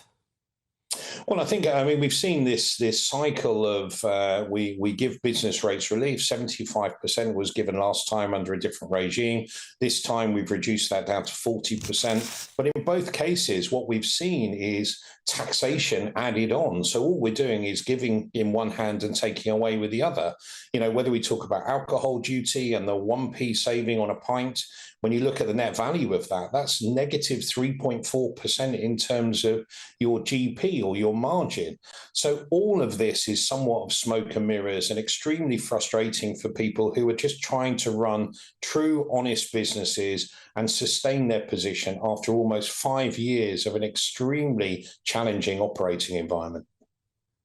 Yeah, well, listen, it's really good to talk to you, Michael. Thank you very much. That's Michael Gill. He's the CEO of the Night Times Industry Association. We can now speak to former Labour advisor Kevin Meagher. Kevin, look, a lot of people are not happy with a lot of the stuff that is in Rachel Reeves' budget. She herself has pointed out what would happen if she raised NI on employers, but she's gone ahead and done it anyway. Even winter fuel allowance, they did research saying it wasn't in opposition, saying 4,000 would potentially die, but they've gone ahead and done it anyway. And then they've done some stuff that nobody would even know or expect them to do. So where is the growth going to come from her budget? Well, I think Rachel Reeves and Keir Starmer, they're a bit like a couple that have gone out for a night and they come back home and their teenagers have had a house party and absolutely trashed the place. That's what they're dealing with. I mean, they're dealing with wallpaper coming off the walls, the drinks cabinet raided, and some teenager puking up in the koi carp pond. I mean, that's, you know, everything that could go wrong in the economy has kind of gone wrong. And we've got a very difficult international picture as well. For example, in Germany, the engine of European growth and the European economy, you know, the German central bank has reduced the 2025 growth rate for the German economy this week from 1.1% to 0.2%. So it's a very difficult international climate. We're not quite sure what President Trump will do with tariffs as well. That may provoke a trade war, as Chris was saying a minute ago, and make things worse as well. So it's difficult internationally and difficult nationally. And so Rachel Reeves has done some pretty tough and difficult things to try and stabilise the public finances. She's inherited a very large spending deficit, a £22 billion black hole from the previous government. That's needed to be plugged, and it's required some pretty difficult medicine. Now, she said herself already that, you know, she would not do this budget again because, you know, politicians don't like making unpopular decisions. And you're right. I mean, there are measures in this budget that have made her very unpopular with certain groups. We've just heard from the businessman just before me. You know, there's a lot of people that want to see growth and you know, growth in the economy and the cost of living crisis that we've put up with for so many years now resolved, and people have money in their pockets and the economy go through a stable period again. And that's what she's trying to get to. It's just a very, very difficult, rocky road to get there. Well, if we carry on with your analogy of, you know, you've come into the party and you come and there's been a load of teenagers, they've been sick on the wall, or sick on the floor. This is, people might argue that this is now she's coming in and smearing the sicko over the walls, if you see what I mean. Because the policies that she's put in place don't do what she said they were meant to do. So, for example, if you want to grow the economy, why would you tax employers? It doesn't make any sense. That's all it is. I get it that she inherited a bad situation, but it does feel like they're making matters worse.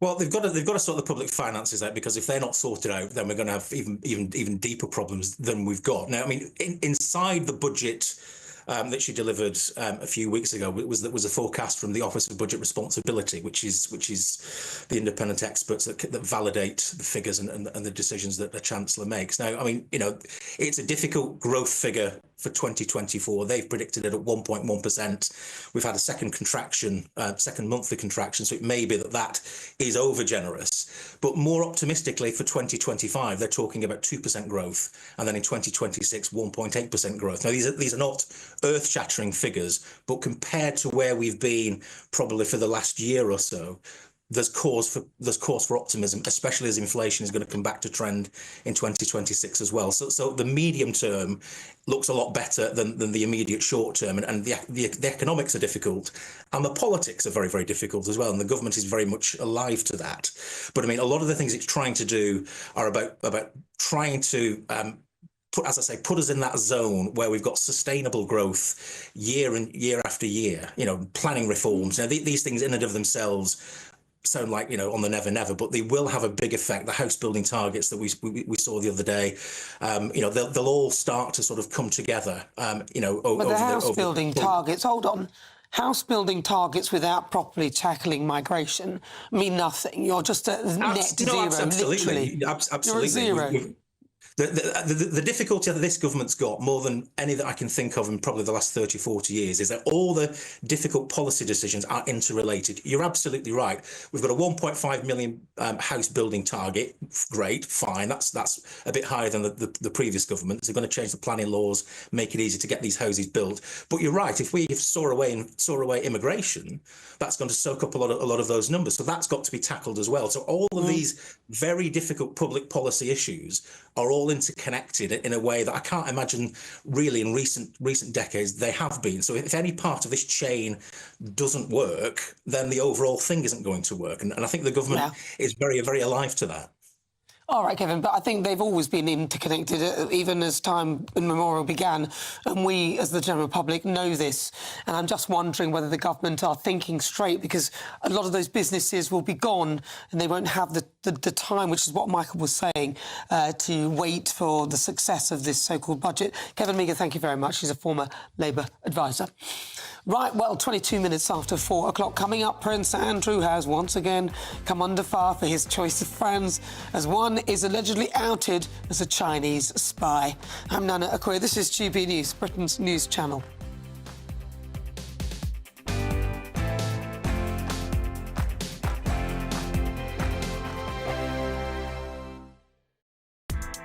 Join me, Nana Akwe, for an informative, interactive news programme with a difference. It's fun.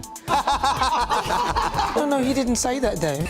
I'm so surprised. I think there's an element of truth to that. Join me from 3 p.m. every weekend, only on GB News, Britain's news channel. This is GB News, Britain's news channel. The BBC has been branded jaw-achingly stupid, not by me, by the way, over its decision to cast black and ethnic minority actors in the historical drama of Wolf Hall.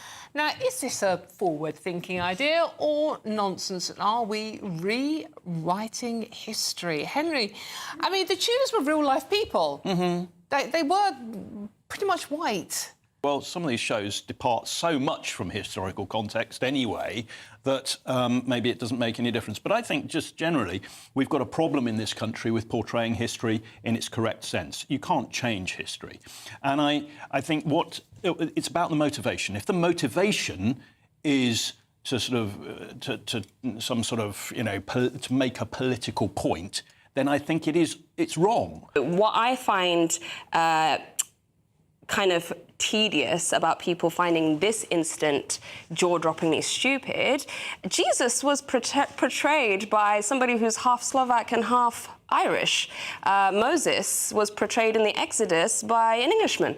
So, you know, same with Anne Boleyn, you know, was portrayed by Natalie Portman, who is Jewish. So if this is the one thing that's getting people angry, then there's something deeper within that rage, because I think Hollywood's been doing that, where people... When you say something deeper, do you think there is a hidden racism and people are complaining about this?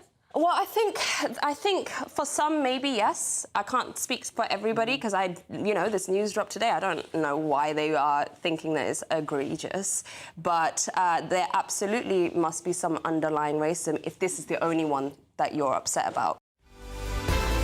GB News, the People's Channel. Nightmare commute. Kick it up a gear with GB News Radio. You can listen online and on DAB+ and on the GB News app. We're also on TuneIn and the Radio Player apps. From the school run to rush hour, get revved up with GB News Radio. We are the People's Channel, Britain's news channel. I'm Christopher Hope. From pop stars to politicians, I'll interview anybody in a pub who's got a political opinion. Join me every Friday on Spotify, Apple Podcasts, YouTube or gbnews.com, or wherever you get your podcasts. This is GB News, the People's Channel.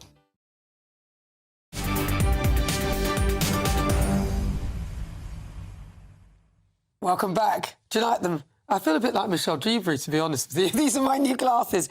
But actually, they're reading glasses, so I can't see a thing, so I have to take them off. But welcome back. This is GB News, 26 minutes after 4 o'clock. I'm Nana Acquare.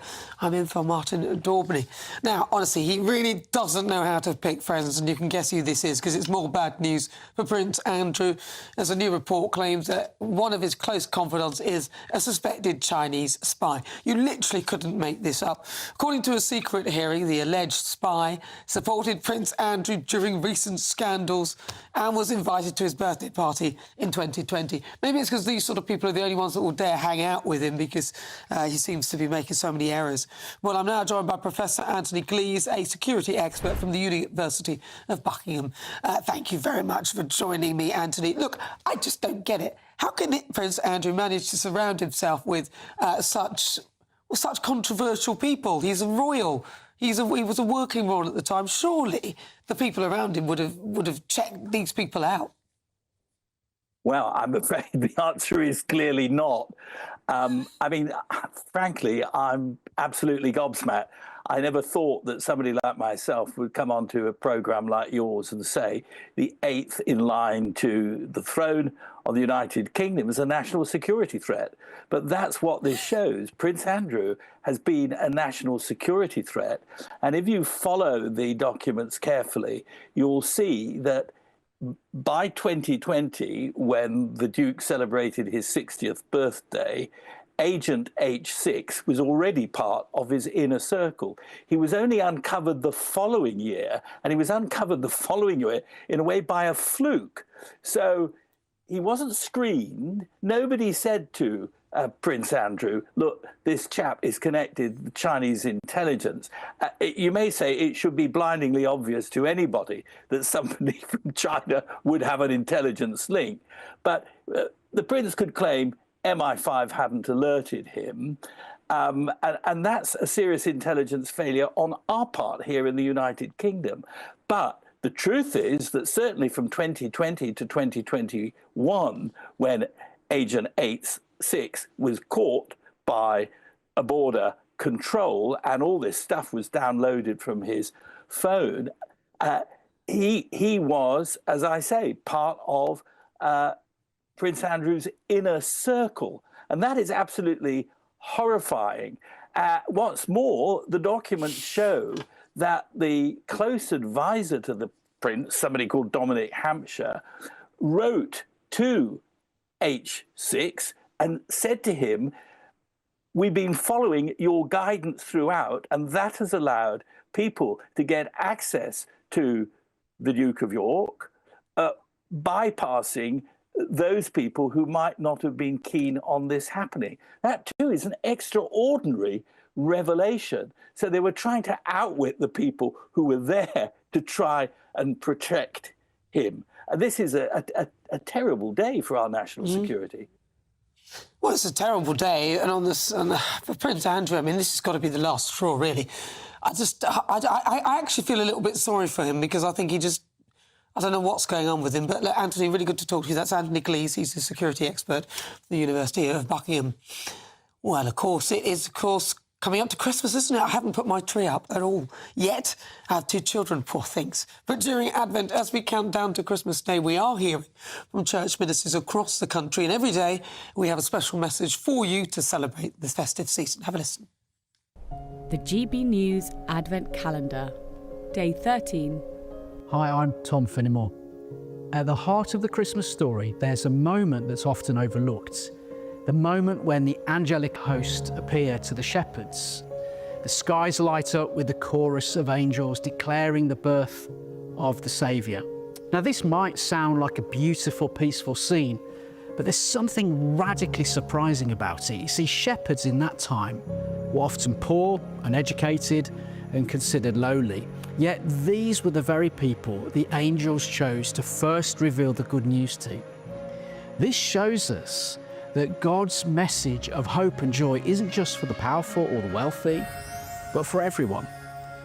The angels didn't announce the birth of Jesus to kings or priests, but to everyday working people. It's a reminder that the love and hope of Christ is available to all, no matter our status, our mistakes, or our past. This Christmas, let's remember that the story of Jesus is not just for the important or the worthy, it's for all of us, right where we are. The radical nature of Christmas is that God meets us in our reality, in our struggles, and offers us a message of forgiveness, peace, and joy. I wish you a very Merry Christmas. Oh, it's lovely. I love that. I love those messages. Although I was saying I'd love to see the architecture of the churches and everything else like that. You know, it'd be lovely to see all that. But you can see all of the special Advent messages as Christmas approaches by visiting gbnews.com/Advent. Merry Christmas. Right, well, there's lots more still to come between now and 5 o'clock, including how green energy could end up damaging our environment more than you think. But first, let's get your news with Will Hollis.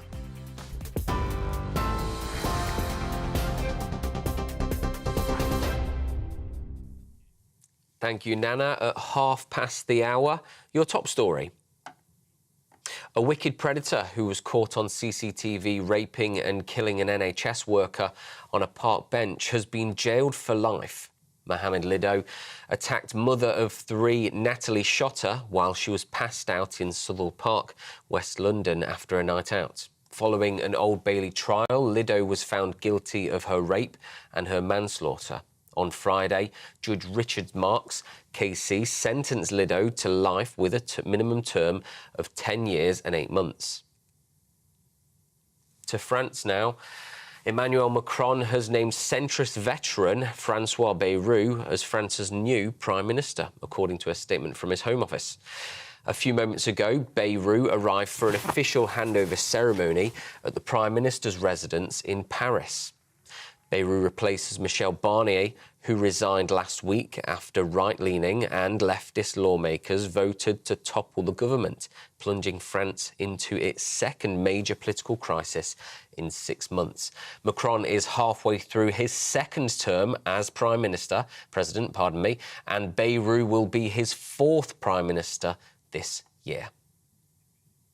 Back to the UK, a coroner has concluded that a former British paratrooper was unlawfully killed in Ukraine. Daniel Burke died from multiple gunshot wounds in September last year. At the inquest today, the coroner said Daniel was unlawfully killed by someone who purported to be his friend. He died with bravery and valour, but was killed by cowardice and dishonour. Daniel from South Manchester went to Ukraine 2 years ago to support their fight against Russia's invading forces. Downing Street has insisted the government's position on Syria is very clear after 2 cabinet ministers expressed differing views on the Commons vote on the UK military action in the country in 2013. Energy Secretary Ed Miliband says he does not regret blocking British intervention in Syria when he was Labour leader, after the Health Secretary, Wes Streeting, suggested the UK's hesitation allowed the Assad regime to last for longer. Speaking today, Miliband defended his decision, saying there had been no clear exit strategy and he had not wanted to put British troops in harm's way. Syrian President Bashar al-Assad has fled to Moscow after rebels launched a major offensive against the government, ending the Assad family's 50-year rule of the country. The UK economy shrank for the 2nd month in a row in October as concerns about the budget continue to weigh on confidence. The Office for National Statistics said output fell 0.1% following the 0.1% decline recorded for the previous month. The figures showed zero growth in the powerhouse services sector, with manufacturing and construction declining at a pace of 0.6% and 0.4% respectively. The ONS says activity had stalled or declined, with pubs, restaurants and retail among sectors reporting weak months. And your last one for now. According to reports, an alleged Chinese spy suspected of having links to Prince Andrew has been banned from entering the UK on national security grounds. The man, known only as H6, was found to be a close confidant of the Prince and was reportedly invited to the Duke's birthday. The Home Office has accused the individual of covert and deceptive activity, acting on behalf of the Chinese Communist Party. Buckingham Palace has declined to comment at this time. Just gone 4:30. Those are your latest headlines. We'll have more in about 30 minutes. For the very latest GB News direct to your smartphone, sign up to News Alerts by scanning the QR code or go to gbnews.com/alerts.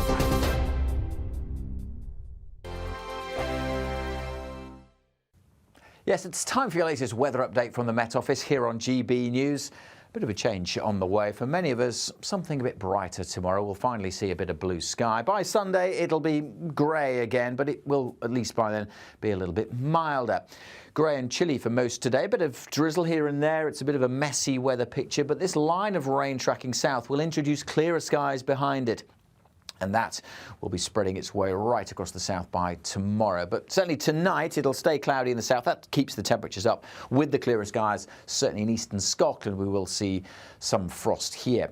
But we should also see some sunshine across Scotland, northern England, North Wales. Also something a bit brighter tomorrow compared to the gloom of recent days. There's still going to be some showers coming into northern Scotland. A bit of snow on the tops of the Scottish mountains too. Rain showers filtering at times into the north of Northern Ireland and coming down through the Irish Sea into North Wales. But the cloud edging away. It'll still be pretty drab early doors over East Anglia and the southeast, but even here, by the time we get to lunchtime, that cloud should be breaking up to reveal some sunshine. And we haven't seen much of that this week across the south. So many places seeing sunny spells, still a few showers in North Wales, but the showers tending to fade across Scotland, but only to allow a bit more in the way of rain and drizzle to come in through the afternoon here, and the breeze also starting to pick up. Temperature-wise, 6s and 7s as they have been for much of the week, but of course a bit of sunshine will make something of a difference. By Sunday, well, the sun in short supply again. We're covered in cloud, but milder air is in place. Rain and drizzle over western hills and around the coast, turning very wet across northwest Scotland by the end of Sunday. Many areas just dry and cloudy on Sunday, but the temperatures double figures at least. In fact, many places 11 or 12 degrees Celsius. Do need to watch that rain in the northwest. Could really build up on Sunday and into Monday as well. The latest GB News travel. Good afternoon, I'm Jules Buckley. Issues towards Edinburgh for the Forth Road Bridge. The southbound side is closed off. There's a police incident causing delays. Westbound M62 struggling as well.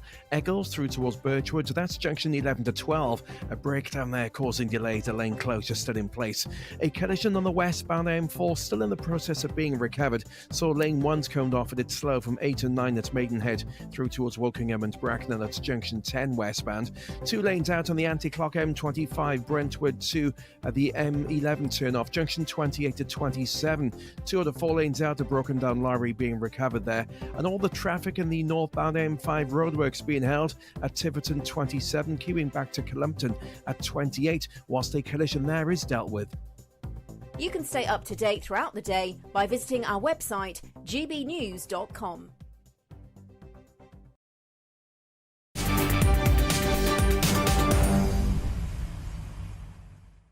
39 minutes after 4 o'clock. Welcome back. I'm Nana Acquia on GB News. I'm in for Martin Daubney. Now, the government is unveiling an ambitious action plan to decarbonise the UK, but many are sceptical as to whether it'll actually lower energy bills. Energy Secretary Ed Miliband wants to increase the use of onshore wind power to get the country off the apparent rollercoaster of fossil fuels. Well, joining me now is the Director of Export Unlocked, Richard Bartlett. Richard, welcome to the programme. Look, I'm sure most people want close to home, sustainable, renewable forms of some sort of energy, and we all want a clean environment to live in. But is this really a realistic plan? Net zero 2030 or 2035 or 2050, they're planning to use wind farms. I'm just at a loss to understand. The infrastructure's not there. I can't see how it's going to work. Yeah, and we've been on this before, Nana. You remember talking about this recently in the last month. It's a real ambitious, and you know, you've got to accept that Ed is very ambitious. The reality is this is just going to drive up cost. It's going to cause mayhem in lots of things which everybody's pushing us towards electricity, cars and etc. But we are gas and oil very reliant, and we have to have a strategy and a plan in place. You know, we all want to be greener, as we've said, but we have to have a clear strategy, and costs at the moment are just increasing everywhere. And all these wind farms and everything else, where's all this money coming from? He's talked about 40 billion investment, but where does it come from? And also the one thing that people don't really understand, and from Ed's point, and I'd like him to talk about this, is how do you create the infrastructure of the UK when everything is driven by lorries? We have railway, lots of things in oil and gas. That's what it's used. How do you suddenly change that overnight within a 5-year period? They can't even get the HS2 running in the correct time. So you imagine this, we're going to put a load of money into it. It's going to drive up costs to the consumer. Everybody's skeptical. So when you're skeptical, you don't invest or you don't want to put energy into it. So I think they need to have a clear strategy of how they're going to go forward with this, Nana. Well, I mean, if we take the electric cars and we take the infrastructure that should be in place but isn't in place, I mean, I was reading an article only earlier about the north-south divide. You can't get from north to south using electric chargers because, well, you're not. It's literally impossible because you can't drive far enough to get to the next one. Yeah, and you know, and I'm a prime example of that. If I'm travelling from the north down to the south side to Cambridge and I'm working, you know, electric car sounds great in principle, but actually the amount of charging I have to do, and then I have to stop somewhere for another hour and 2 hours, and then what happens when I get to that service station? There's only 2 pumps and they're both taken. You know, it's just absolutely crazy. And then there's certain pumps are used for certain cars. So it just becomes an absolute joke. And I remember maybe a year ago working on a project with the German automotive. And they were saying that in the UK, our kilowatts and everything else is at a much lower rate than it is. So a lot of things have to be redone and reinvested. And again, we're still nowhere near there. So again, it's great with all these ideas. But the reality is there is a north and south divide, and it just creates that bigger confusion, cost, and everything around that. And, you know, I think Ed should talk to the oil and gas industry and see are there ways we can make this easier, more energy efficient to support, because I was doing some figures on this, as you know, I like to do my figures. You know, it could actually have an effect of over 100,000 jobs in the oil and gas industry, what he's trying to do. So on one hand, he's creating wealth in somewhere, but on the other hand, he's destroying an industry that's been there for many years and has supported the UK economy very well. Well, also there are gaps in the whole process. So everywhere you look, it doesn't all string together. For example, wind farms, right, that's great, but you can't transport the electricity, you can't store the electricity. And before you build all the farms, you need to have that mechanism in place. Solar panels, well, you saw what happened in Anglesey when there was a flood. And if we're going to have more floods, well, that whole solar farm was pretty much destroyed. So we all want to do renewable things. If you were going to save CO2 or release less CO2, you wouldn't choose an electric car. You wouldn't make electric vehicles. So I can't see how he's expecting the public to just go along with this when we can all see the gaps in it and we're supposed to be subsidising it as well. Yeah, and you've seen that already with the slowdown in the electric vehicles. I mean, you know, 3 years ago when I thought, and we're all the same, we all thought maybe this is a good idea, and then we realised that we can only go 50 miles or 100 miles down the road, and then we have to keep, you know, plugging it in, and it just destroys our work time and in an environment where our motorways are full anyway. So the worry was, do you get stuck somewhere in an electric car? The structure, if you think about it, you know, when you think about businesses rely heavily on imported goods, heavily. So, you know, imported goods are coming in all forms, air freight, road freight, sea freight. They all have a carbon emission within that. Now, the EU have obviously introduced the CBAM, Carbon Border Adjustment Mechanism, which will come in about 2026, and the UK is introducing that in the 2027. So they have to look at plans, and Ed really needs to get on the table and really needs to get sensible with this and say, look, we have a plan, but it has to be a working plan. And all this nonsense about having heat pumps in every house, how's that going to work? They cost a hell of a lot of money. They don't work efficiently, as lots of people are saying. You're going to have warm water in the winter coldness. You know, how does a pensioner now think when he's had everything taken away from him? Now he's seen the news recently with that. He's thinking this is just an extra cost to me, and it's very worrying. All right, well, Richard, really good to talk to you. That's Richard Bartlett. He's the director of Export Unlocked. Well, earlier, Ed Miliband spoke to reporters and defended his new plan. Will still be able to voice their concerns about onshore wind projects, but the government is saying something important, which is we need to build this clean energy infrastructure, because if we don't, we're going to remain exposed as a country, and it's the British people who will pay the price. Now, we do want communities to have a say. We do want communities to be able to benefit, to have direct benefit if they host clean energy infrastructure, but the message from government is we've got to build this energy infrastructure for energy security, for good jobs, for lower bills, and indeed to tackle the climate crisis. Yeah, well, what I want to know is how do you complain about it if you're not happy about what's going on? I mean, they're meddling with the planning law, so that can't happen. But hopefully Christopher Hope will be asking that question. But Royal Mail has been fined more than £10 million for missing its delivery targets. But does this mean that you might have to wait a while for your presents to be delivered? I'm Nana Aquia on GB News. We are Britain's news channel.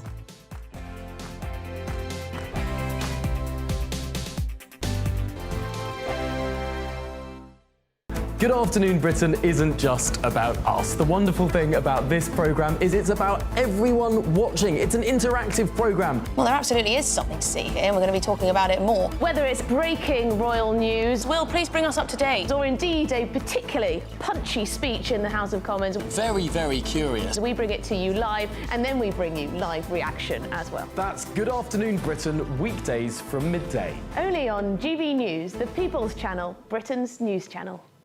This is GB News, Britain's news channel.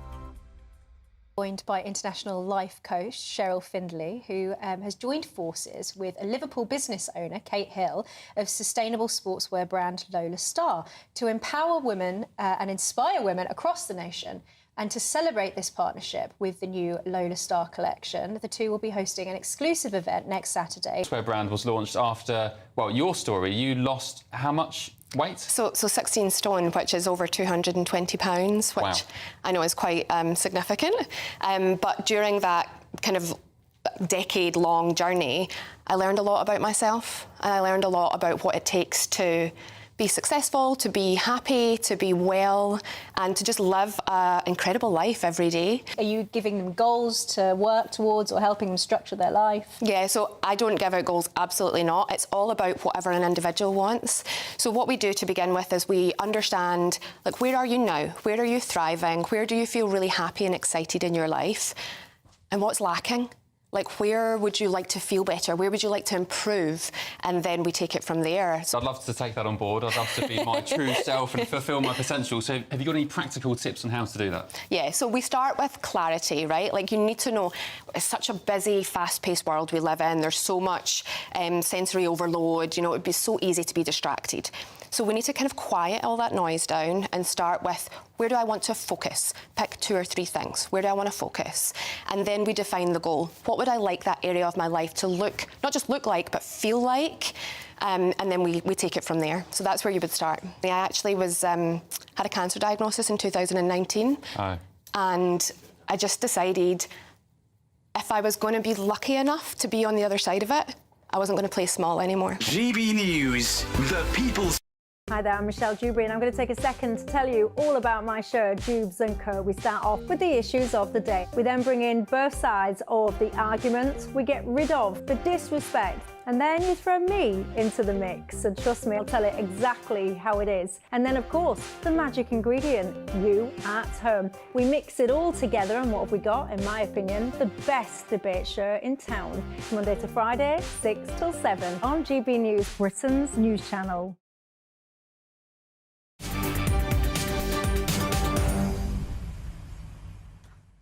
Good afternoon, welcome back. If you've just tuned in, where have you been? I'm Nana Aquia, this is GB News. Now listen, Ofcom have fined Royal Mail £10.5 million for missing its post-delivery targets in the last financial year. And the fine is Royal Mail's second in 2 years, and it comes as analysis suggests that public trust in one of Britain's oldest institutions is falling.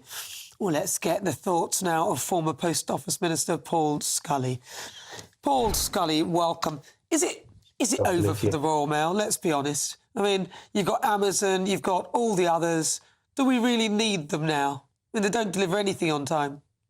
Well, look, is it over? No, I don't think it is. They're really in tough times because we asked them to do a lot of different things. We have this expectation, the universal service offering, that means they have to deliver 93% of first class, 98.5% of second class, but they're clearly failing to do that. Most people now want parcels in and out, like you say about Amazon and all these sort of things.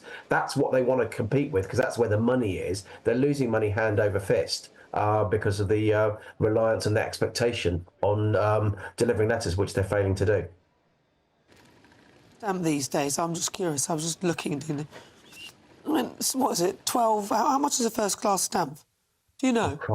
No, I don't actually, because I don't. I just bought. They're a lot, but I can't. I just bought a load, but by the book. They are a lot. I was looking at a book of how many is it? 12 for £12.99 or something. That can't be right. 4, sorry, for £12.99. Wow. Yeah, well, this is the thing, because most people use email now and as I say, parcels. So they're getting a shrinking market. They're trying to chase a shrinking market. So you don't get the economies. It becomes very expensive, as I say. The infrastructure is still the same. They're in a really hard position. I've just looked on Amazon. Amazon are actually selling them $43.99 for a pack of 20. I mean, you know, who is going to be wanting to do that? I'm tempted to send a Christmas card to myself and see how long it takes it to arrive, because that's the problem with the Royal Mail. It just doesn't work anymore, and every other industry does a better job. What percentage of their mail is actually sent through Royal Mail? Do we know? No, I don't know, because as I say, so much of it is parcels, and so if it's a letter, it pretty well all goes through Royal Mail. Yeah. But parcels, they can't compete because they've got to modernise, and they want to modernise, but they need the infrastructure and investment to be able to do so. But they're piling a lot of that money into propping up their letter delivery service. By the way, if you want to post those letter to yourself, that Christmas card, you've got to get it done second class by next Wednesday. First class, you've got until next Friday. So there's your test. Yeah, God, I'll do that. And 10.5 million, that's quite a bit, really, isn't it, for missing post? Why have they been charged or fined so much? Because they were fined the year before as well, and it was this year's double. Because, as I say, they're on a slippery slope down. This is why they're subject to takeover bid by Daniel Kretinsky, who already has a shareholding in the Royal Mail. Is a Czech billionaire that's invested in postal services around the world. So he wants to be able to keep letter delivery, but really bolster up the investment in Royal Mail, which is, if it's going to survive, it's going to have a bright future, it needs that investment. All right, Paul Scully, thank you very much. Right, well, a Royal Mail spokesperson responded to the news by saying high-quality service is extremely important to us, and that it is making changes to deliver it. Well, we shall see, because up next, Rachel Reeves pushes back against businesses who warn that we are headed towards a recession. But does she have the answers, or are their fears real? Well, I suspect that they're in the real world, so they should know. I'm Nana Aquia. This is GB News, Britain's news channel.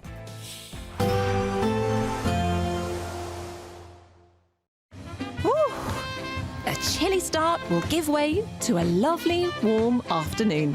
Boxed heat pumps, sponsors of weather on GB News. Yes, it's time for your latest weather update from the Met Office here on GB News. Bit of a change on the way. For many of us, something a bit brighter tomorrow. We'll finally see a bit of blue sky. By Sunday, it'll be grey again, but it will, at least by then, be a little bit milder. Grey and chilly for most today. Bit of drizzle here and there. It's a bit of a messy weather picture, but this line of rain tracking south will introduce clearer skies behind it. And that will be spreading its way right across the south by tomorrow. But certainly tonight, it'll stay cloudy in the south. That keeps the temperatures up with the clearer skies. Certainly in eastern Scotland, we will see some frost here. But we should also see some sunshine across Scotland, northern England, North Wales. Also something a bit brighter tomorrow compared to the gloom of recent days. There's still going to be some showers coming into northern Scotland. A bit of snow on the tops of the Scottish mountains too. Rain showers filtering at times into the north of Northern Ireland and coming down through the Irish Sea into North Wales. But the cloud edging away. They'll still be pretty drab early doors over East Anglia and the southeast, but even here, by the time we get to lunchtime, that cloud should be breaking up to reveal some sunshine. And we haven't seen much of that this week across the south. So many places seeing sunny spells, still a few showers in North Wales, but the showers tending to fade across Scotland, but only to allow a bit more in the way of rain and drizzle to come in through the afternoon here, and the breeze also starting to pick up. Temperature-wise, 6s and 7s as they have been for much of the week, but of course a bit of sunshine will make something of a difference. By Sunday, well, the sun in short supply again. We're covered in cloud, but milder air is in place. Rain and drizzle over western hills and around the coast, turning very wet across northwest Scotland by the end of Sunday. Many areas just dry and cloudy on Sunday, but the temperatures double figures at least. In fact, many places 11 or 12 degrees Celsius. Do need to watch that rain in the northwest. Could really build up on Sunday and into Monday as well. A nice bright morning will generate a lovely warm day, right through to the evening. Boxed Solar, sponsors of weather on GB News. The latest GB News travel. Good afternoon, I'm Jules Buckley. There's queues east of Glasgow for the M8 both ways, eastbound at junction 12 for Ridley. There's been a collision, so a lane shut and slow going. Westbound M62, Eccles to Birchwood, that's 12 to junction 11, struggling with a breakdown blocking a lane.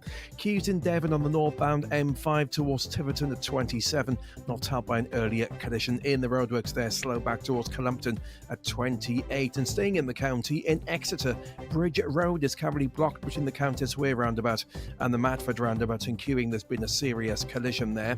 And then the M25, so the QE2 bridge clockwise still slow, follows an earlier breakdown, all lanes open, heavy back to Lakeside 30, anti-clock queuing following an earlier broken down lorry out towards junction 27. And that's the latest. You can stay up to date throughout the day by visiting our website gbnews.com.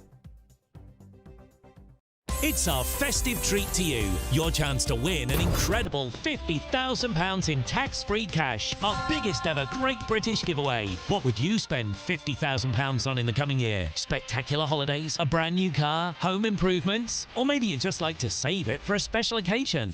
For another chance to win, text cash to 63232. One entry costs £2 plus one standard network rate message. Or text bonus to 63232. 5 entries cost £5 plus one standard network rate message. Go to gbnews.com/win. Entries start from just £2. You can call 0903 681 3232. Calls cost £2 plus your network access charge. Or post your name and number to GB10 PO Box 8690 Derby DE1 9TT. UK only. Entrance must be 18 or over. Lines close at 6 p.m. on the 31st of January. Please check the closing time if listening or watching on demand. Good luck.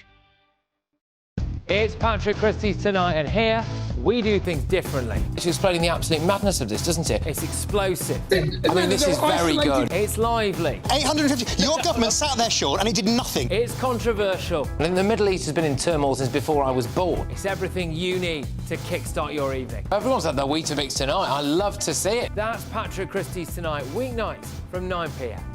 Only on GB News, the People's Channel, Britain's news channel. Nightmare commute? Kick it up a gear with GB News Radio. You can listen online and on DAB+ and on the GB News app. We're also on TuneIn and the Radio Player apps. From the school run to rush hour, get revved up with GB News Radio. We are the People's Channel, Britain's news channel. Hello there, I'm Eamon Holmes. Thank you for joining us on GB News, Britain's news channel.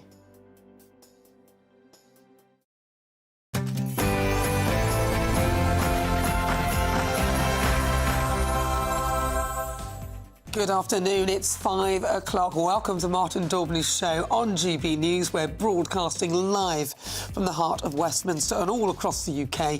I'm Nana Akwur, I'm covering for Martin today. Coming up, Britain is on recession watch as official figures show the economy shrank for the second month in a row in October. And that was before Rachel Reeves' business-bashing budget. How much worse could things get?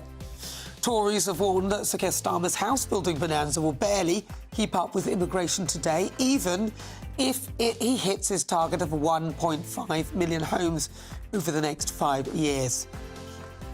Ed Miliband has pledged to bring in the most ambitious reforms to the country's energy system in generations as he presses ahead with plans to accelerate the development of offshore wind farms in England.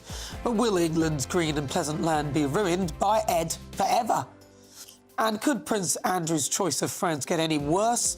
He's accused of having a close personal relationship with a suspected Chinese spy who is now banned from Britain. Apparently, he even attended the Duke's birthday party. That really takes the cake.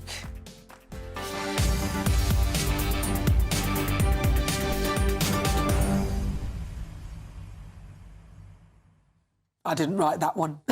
Now, I want to hear from you as ever.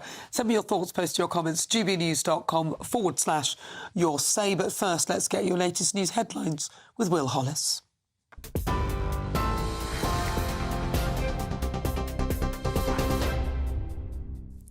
Thank you, Nana. At 5 o'clock, your top story. A wicked predator who was caught on CCTV raping and killing an NHS worker on a park bench has been jailed for life. Mohammed Lido attacked mother of three, Natalie Shotter, while she was passed out in Southall Park, West London, after a night out. Following an Old Bailey trial, Lido was found guilty of her rape and manslaughter. On Friday, Judge Richard Marks, KC, sentenced Lido to life with a minimum term of 10 years and 8 months. Speaking after the sentencing, Miss Shotter's family said they are thrilled with the length. She was an incredible girl, beautiful girl, very, very kind, generous, patient, talented, very funny, fabulous singer and actress, and the most wonderful mum, an amazing daughter and sister to Harry. So Across the Channel, Emmanuel Macron has named centrist veteran Francois Bayrou as France's new Prime Minister, according to a statement from his office. A few moments ago, Bayrou arrived for an official handover ceremony at the Prime Minister's residence. Bayrou replaces Michel Barnier, who resigned last week after right-leaning and leftist lawmakers voted to topple the government, plunging France into its second major political crisis in 6 months. Macron is halfway through his second term as president, and Bayrou will be his fourth prime minister this year. The government has unveiled a Clean Power Action Plan to decarbonise the electricity grid by 2030. Number 10 claims the move will protect households from any future energy spikes, boost growth and tackle the climate crisis. Meanwhile, some government-backed researchers have warned Secretary of State for Energy and Climate Change Ed Miliband plans would actually increase energy bills as people could be forced to pay premium to secure the correct technology. Here he is speaking earlier today. People will still be able to voice their concerns about onshore wind projects, but the government is saying something important, which is we need to build this clean energy infrastructure, because if we don't, we're going to remain exposed as a country, and it's the British people who will pay the price. Now, we do want communities to have a say. We do want communities to be able to benefit, to have direct benefit if they host clean energy infrastructure, but the message from government is we've got to build this energy infrastructure for energy security, for good jobs, for lower bills, and indeed to tackle the climate crisis. A coroner has concluded that a former British paratrooper was unlawfully killed in Ukraine. Daniel Burke died from multiple gunshot wounds in September last year. At the inquest today, the coroner said Daniel was unlawfully killed by someone who purported to be his friend. He died with bravery and valour, but was killed by cowardice and dishonour. Daniel from South Manchester went to Ukraine 2 years ago to support their fight against Russia's invading forces. The UK economy shrank for the second month in a row in October as concerns about the budget continue to weigh on confidence. The Office for National Statistics said output fell 0.1%, following the 0.1% decline recorded for the previous month. The figures showed zero growth in the powerhouse services sector, with manufacturing and construction declining at a pace of 0.6% and 0.4% respectively. The ONS says activity had stalled or declined, with pubs, restaurants and retail among sectors reporting weak months. Chancellor Rachel Reeves said she was disappointed with the data. According to reports, an alleged Chinese spy suspected of having links to Prince Andrew has been banned from entering the UK on national security grounds. The man, known only as H6, was found to be a close confidant of the Prince and was reportedly invited to the Duke's birthday celebrations. The Home Office has accused the individual of covert and deceptive activity acting on behalf of the Chinese Communist Party. Buckingham Palace has declined to comment at this time. And your final one for now, 609 migrants arrived in the UK yesterday after crossing the English Channel. That's according to figures from the Home Office. The cumulative number of arrivals by small boats this year now stands at a provisional total of 34,582. That's nearly 20% higher than at the same point last year. The crossings yesterday were the first for 8 days. They also represented the highest daily total since October 18th, when 647 migrants arrived. 9 boats arrived yesterday, which suggests an average of around 68 people per boat. And GB News can now exclusively reveal around 150 illegal migrants have arrived in small boats so far today. Those are your latest stories for now. I'll be back in about half an hour. For the very latest GB News direct to your smartphone, sign up to News Alerts by scanning the QR code or go to gbnews.com/alerts.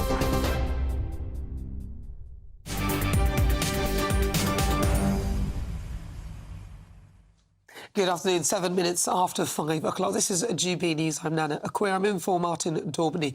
Now, the government is unveiling an ambitious action plan to decarbonise the UK, but many are sceptical as to whether it will actually lower energy bills, which is, after all, one of the main missions. Energy Secretary Ed Miliband wants to increase the use of onshore wind power to get the country off the apparent rollercoaster of fossil fuels. But won't it ruin our green and pleasant lands? Well, here is an assessment of the situation from GB News' political editor, Christopher Hope. So today the government announced its Clean Power Action Plan. With me now is Michael Shanks, the Energy Minister, to tell GB News viewers what it's all about. Michael Shanks, thank you for joining us today. I've got a question for our presenter, Nana Aquia. She asked this: how will local people get the right to oppose big infrastructure like windmills or pylons near their homes? Well, look, what we've announced today is a bold plan for how we deliver a clean power system by 2030. Clearly, at the heart of that is going to be building the kind of infrastructure we need to make sure that we have a renewable system. But communities are going to be key to that. So yes, reforming the planning system to make sure we build things faster than we are at the moment is important. But we're not removing the right of communities to have a voice in that process. What we're saying is at the moment the planning process is often just drown in paperwork for years and years, which doesn't help communities but also doesn't get really essential infrastructure built. So what we want to do with this is push forward. Communities will still have a say. We also want communities to benefit from hosting that infrastructure. But right across the country, the public will benefit from having a clean power system that delivers energy security and brings down bills in the long term. So what's in it for them? If you're near maybe plans for a wind farm or a big pylon connecting that wind farm to the grid, what do you get from this government? What's the plan? Well, crucially, across the whole country, we have a clean power system. And as I've said, that's really important for our energy security in the long term. We're all paying the price for being on the roller coaster of volatile fossil fuel markets over the past few years, so everyone benefits from that. It also reindustrialises the country. Our plan today has outlined that there could be up to £40 billion of investment in building this in the future. That's of a real benefit to all communities, but also particularly for those communities that are hosting the energy infrastructure, that are doing the whole country a favour by doing that. We want to bring them with us, and we'll be announcing much more on how they might benefit from hosting that. But crucially, the Prime Minister's been... When is that? Well, we'll be saying, there's in the action plan today, there's details on it, but we'll be saying more in the coming months. But crucially, what the Prime Minister's been saying is, look, we're not going to bury our heads in the sand on some of these really important infrastructure projects. For the sake of the country's future, we have to build stuff, and it's going to have to be built somewhere. The mission, I was there for the PM's announcement in Pinewood Studios last week. The mission is to be 95% reliant on renewables by 2030. Emily Carver, my colleague at the channel, Emily Carver says, what happens if the wind doesn't blow and the sun doesn't shine? Well, partly we're building out a system so that we've got much more capabilities and a whole range of technologies. So offshore wind is going to be really important in that. But we also want to build the energy storage so that we can store the energy for when the sun doesn't shine and the wind doesn't blow. And that's why we announced a cap and floor scheme on long duration energy storage. It's been 40 years since we last built some of the pumped hydro schemes, for example, in the Highlands in Scotland. We want to build a lot more of that, and also interconnectors so that we can trade across the whole of Europe. But crucially, this is about building a system that has energy security at its heart. You know, we used to say fossil fuels gave us energy security and they were cheaper. That's not true anymore, and this is the only way in the long term for energy security to bring down bills and to deliver the climate leadership that we need.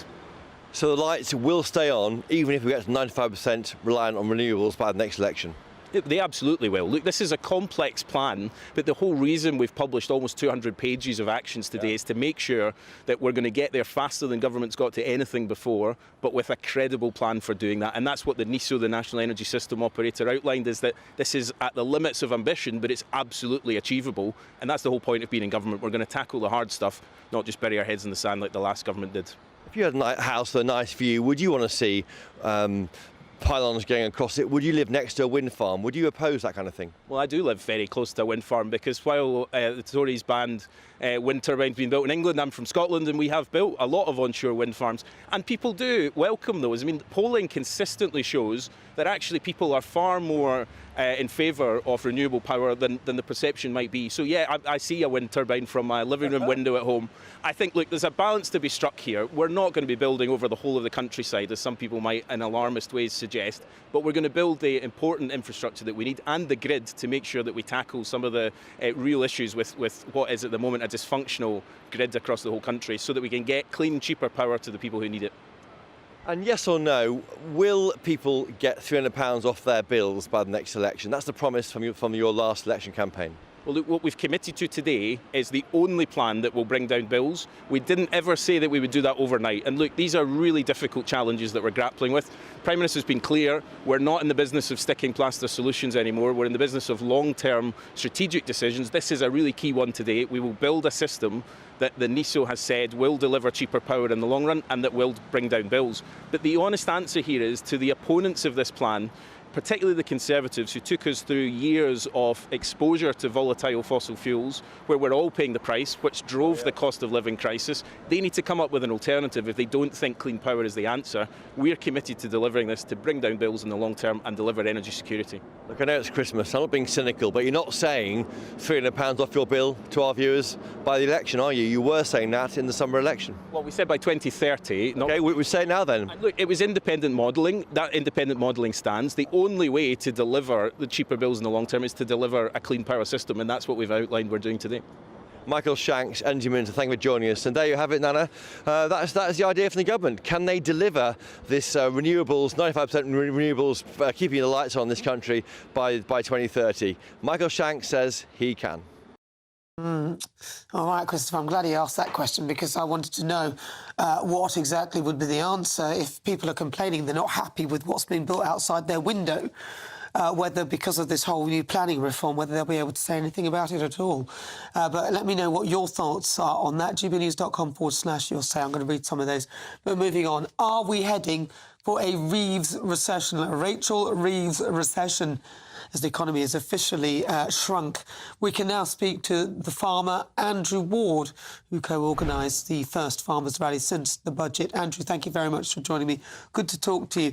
Well, it looks like we are heading for a recession. I can't see any way that we won't reach that. For you as a farmer, what effect has this proposed inheritance tax plan?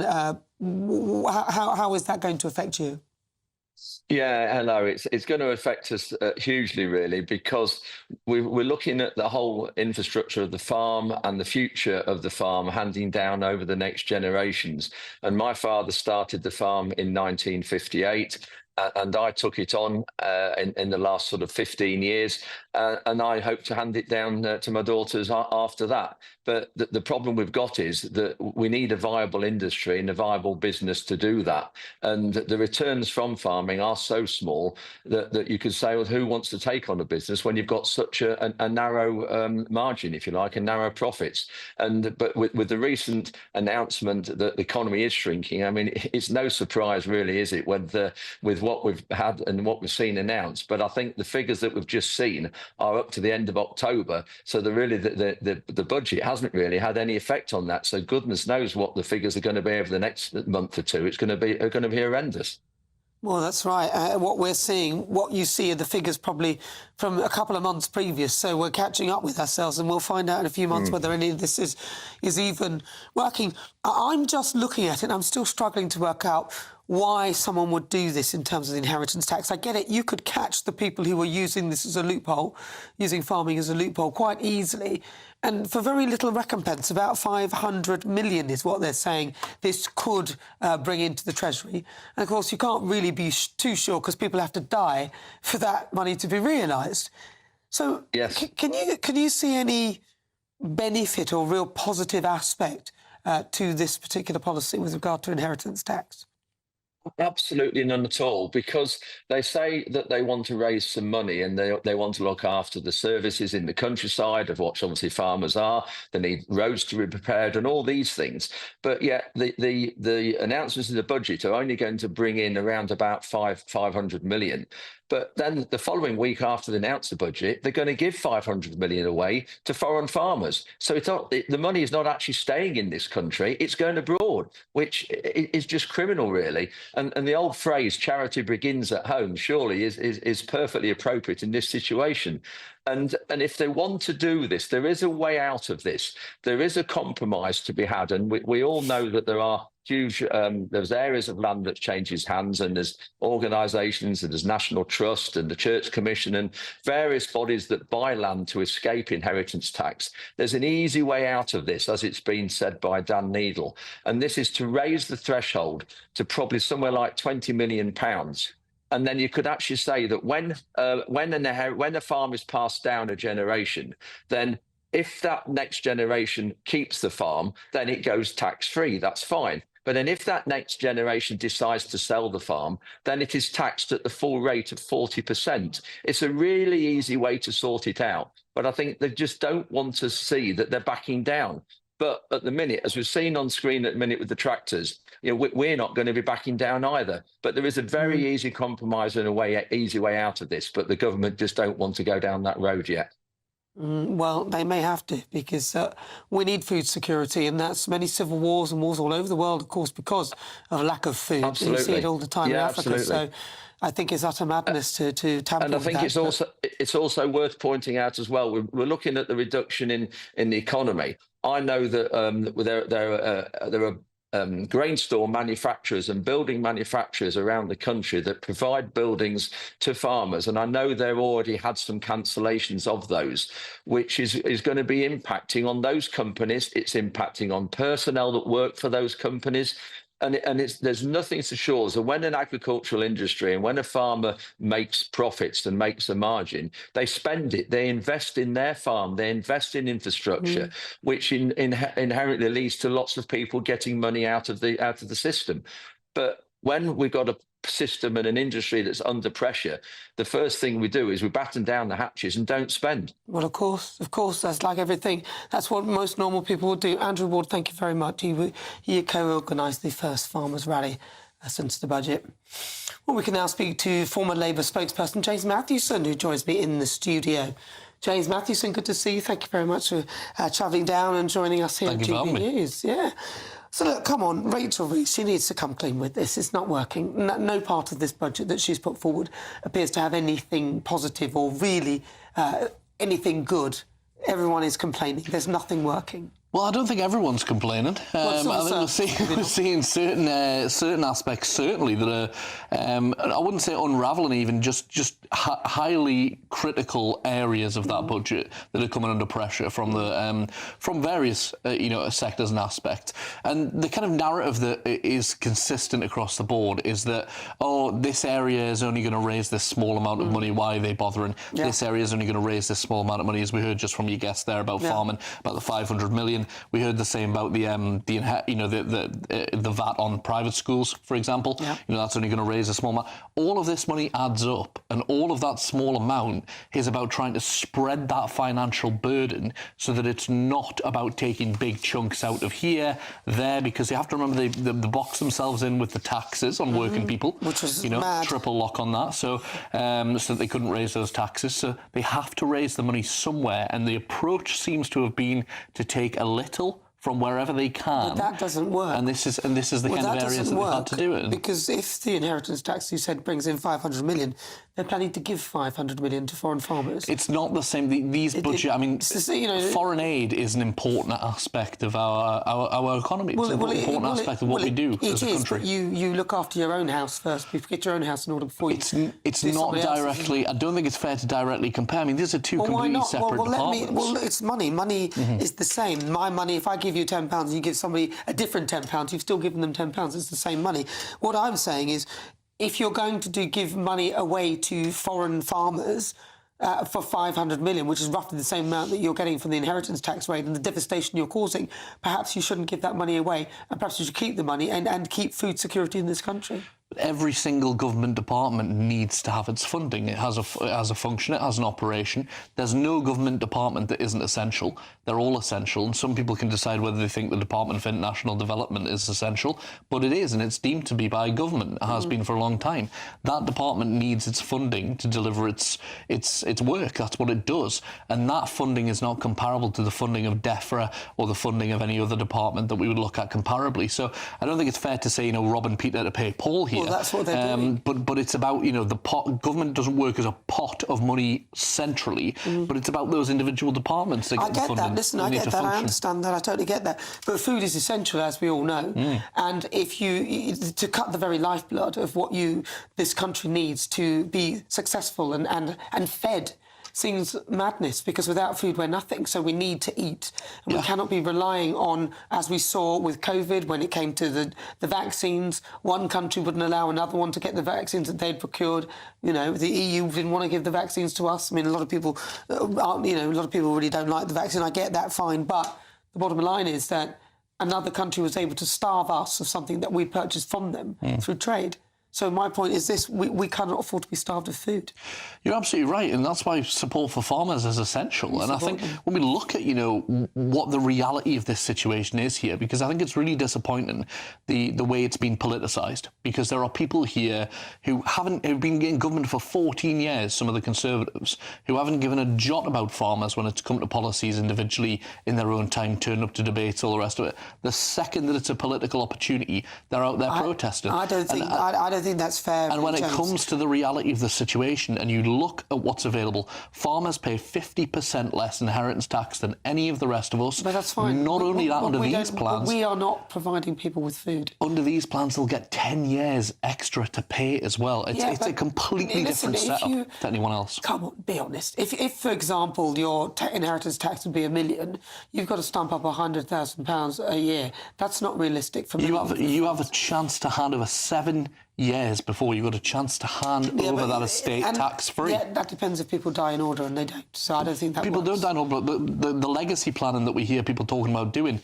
that's the kind of advantage that you need to be talking about. 7 years. Talk about people who were farming when they're 86 years old. Nobody should still be farming when they're 86 years old, because if they have people to pass that farm on to, they should have done that already. Don't be silly, that's just James, basic legacy planning. Come on, don't be silly, James. If you love the job and you love the work and you're fit and healthy, why should you not farm? I don't think anyone's actively fit and healthy at 86 years old to farm the land. How old is Donald Trump? It's hard work. It's hard work. He's not 80-something. He might have a go at you for saying that, Nana. Not quite. Right. Nearly. Well, listen, James Mathewson, thank you very much. That is James Mathewson. He's a former Labour spokesperson. Right, well, at the end of the show, I will be discussing Christmas trees, and I want to see yours.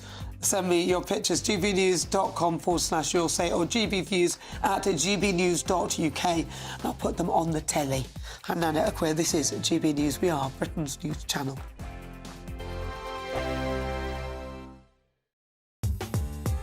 I'm Christopher Hope. From pop stars to politicians, I'll interview anybody in a pub who's got a political opinion. Join me every Friday on Spotify, Apple Podcasts, YouTube or gbnews.com, or wherever you get your podcasts. This is GB News, the People's Channel. I'm Jacob Rees-Mogg, and this is GB News, Britain's news channel. Lee Anderson's Real World, Fridays from 7 p.m. So, how did you get into radio initially? It's the old thing. You do discos. Yeah. Back in the days when you used to put needles on. What sort of year we're talking about? Oh, it was black and white. Okay. That's the closest you're going to get. Beatles, Rolling Stones? Yeah. Sort of later than... sort of a bit later than that, doing discos. But then you sort of do a tape. I did a tape for BBC Radio Manchester, the local BBC station. And just one off. Got a copy of that, edit. Yeah. Naively thought, everybody's going to send a tape to Piccadilly, which was the Manchester station, which was 73. And instead of that, a couple of years later, I sent a tape to Radio City in Liverpool, not thinking that everybody in Liverpool's going to be sending a tape there. And just a guy just went, I'm too good for this, doing the overnights, walked out, and my tape was on the top of the pile. And I got a phone call on a Thursday night, Thursday, the 12th of February, 76.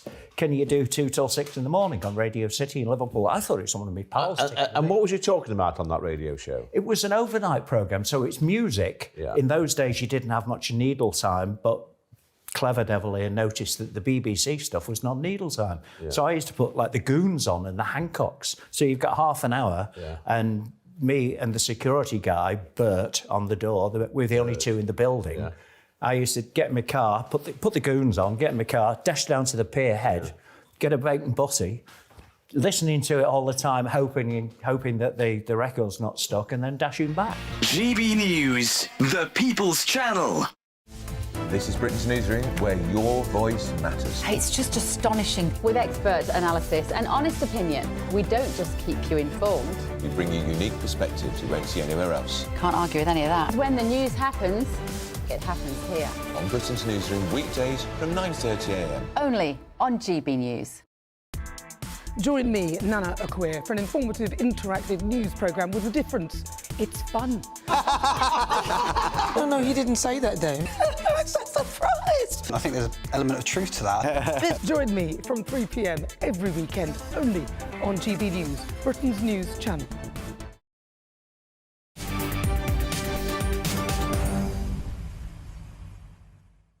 Good afternoon, 28 minutes after 5 o'clock. This is GB News. We are Britain's news channel. Welcome back. I'm Nana Akwe. Now, I've got to say, he doesn't know how to pick friends, does he? More bad news. Prince Andrew, as new reports claim that one of his close confidants is a suspected Chinese spy. Let's speak to Benedict Rogers, who is the CEO of the group Hong Kong Watch. Now, this would almost be laughable if it wasn't so serious, in actual fact, that he has allowed this to be close to him.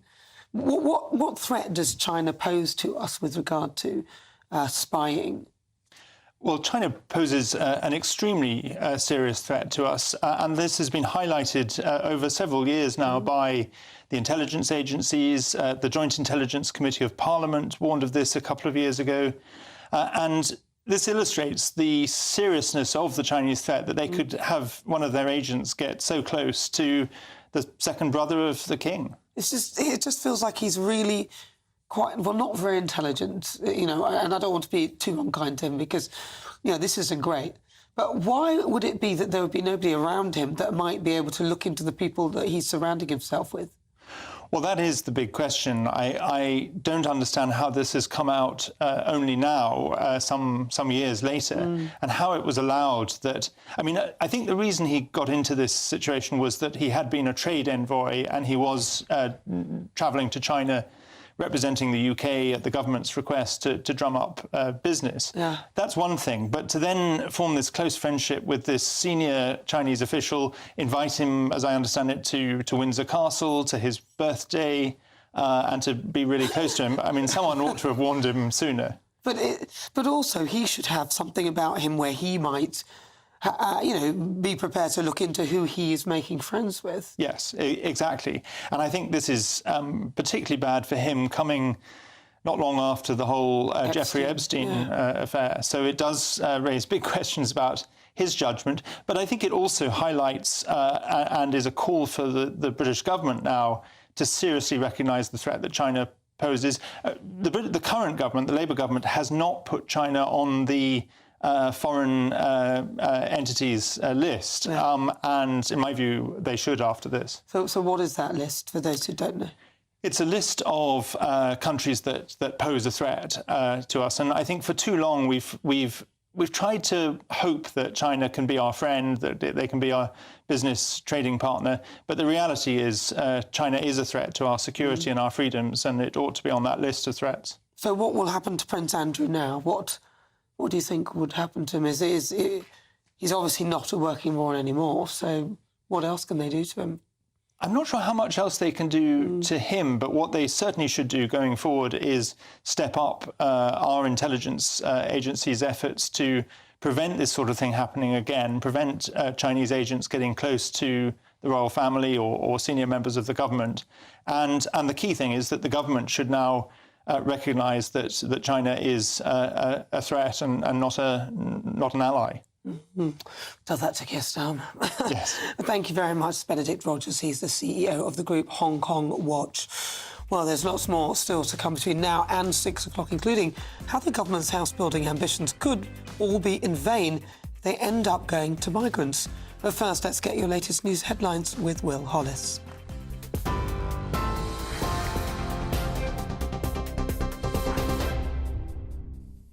Nana, thank you very much. Your top stories at 5:30.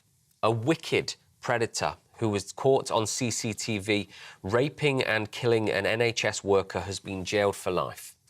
Mohammed Lidow attacked mother of three, Natalie Shotter, while she was passed out in Southall Park, West London. After an Old Bailey trial, Lidow was found guilty of her rape and manslaughter. Richard Marks KC sentenced Lidow to life with a minimum term of 10 years and 8 months. Emmanuel Macron has named centrist veteran François Bayrou as France's new Prime Minister. A few moments ago, Bayrou arrived at an official handover ceremony at the Prime Minister's residence. Bayrou replaces Michel Barnier, who resigned last week after right-leaning and leftist lawmakers voted to topple the government, plunging France into its second major political crisis in 6 months. Macron is halfway through his second term as president, and Bayrou will be his 4th Prime Minister this year. Back to the UK, the government has unveiled a Clean Power Action Plan to decarbonise the electricity grid by 2030. Number 10 claims the move will protect households from any future energy spikes, boost growth and tackle the climate crisis. Meanwhile, some government-backed researchers have warned Secretary of State for Energy and Climate Change Ed Miliband's plans could actually increase energy bills. A coroner has concluded that a former British paratrooper was unlawfully killed in Ukraine. Daniel Burke died from multiple gunshot wounds in September last year. At the inquest today, the coroner said Daniel was unlawfully killed by someone who purported to be his friend. He died with bravery and valour, but was killed by cowardice and dishonour. Daniel from South Manchester went to Ukraine 2 years ago to support their fight against Russia's invading forces. Well, the UK economy has shrank for the second month in a row in October as concerns about the budget continue to weigh on confidence. The Office for National Statistics said output fell 0.1% following the 0.1% decline recorded for the previous month. Figures showed zero growth in the powerhouse services sector, with manufacturing and construction declining at a pace of 0.6% and 0.4% respectively. The ONS says activity had stalled or declined, with pubs, restaurants and retail among sectors reporting weak months. Chancellor Rachel Reeves said she was disappointed by the data. According to reports, an alleged Chinese spy suspected of having links to Prince Andrew has been banned from entering the UK on national security grounds. The man, known as only as H6, has been found to be a close confidant of the Prince and was reportedly invited to the Duke's birthday celebrations. The Home Office has accused the individual of covert and deceptive activity, acting on behalf of the Chinese Communist Party. Buckingham Palace has declined to comment at this stage. Those are your latest headlines. Now let's get you back to Nana. For the very latest GB News direct to your smartphone, sign up to News Alerts by scanning the QR code or go to gbnews.com/alerts.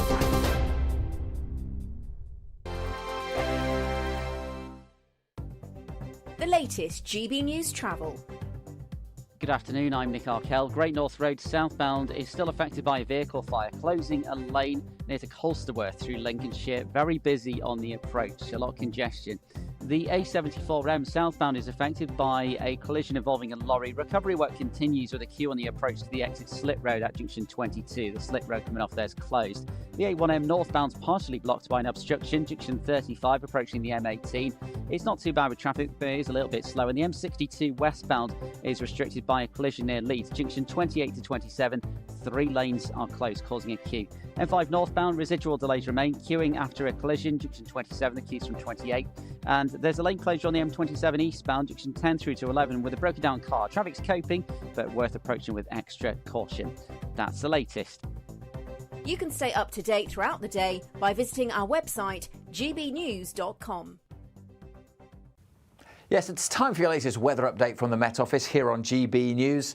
Bit of a change on the way. For many of us, something a bit brighter tomorrow. We'll finally see a bit of blue sky. By Sunday, it'll be grey again, but it will, at least by then, be a little bit milder.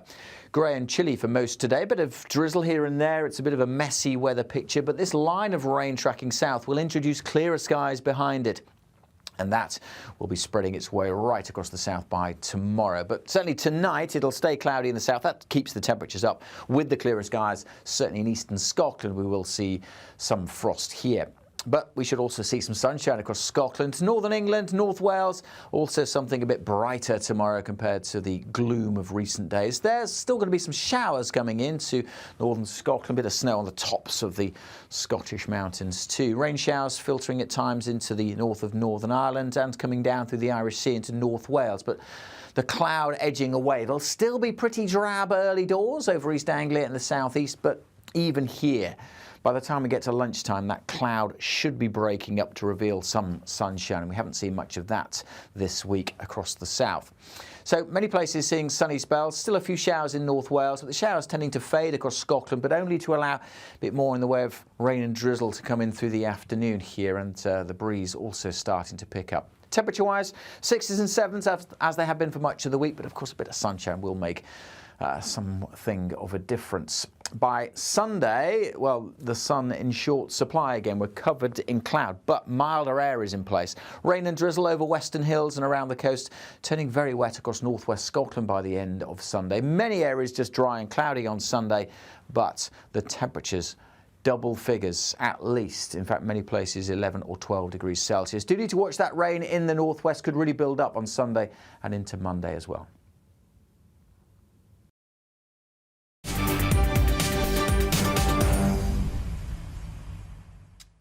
Good afternoon, this is GB News. I'm Nana Queer. Breaking news from earlier this afternoon. 609 migrants have arrived in the UK yesterday after crossing the English Channel in 9 small boats. At the same time, the government have been warned that their plans to build 1.5 million new homes risk being wiped out by high levels of migration.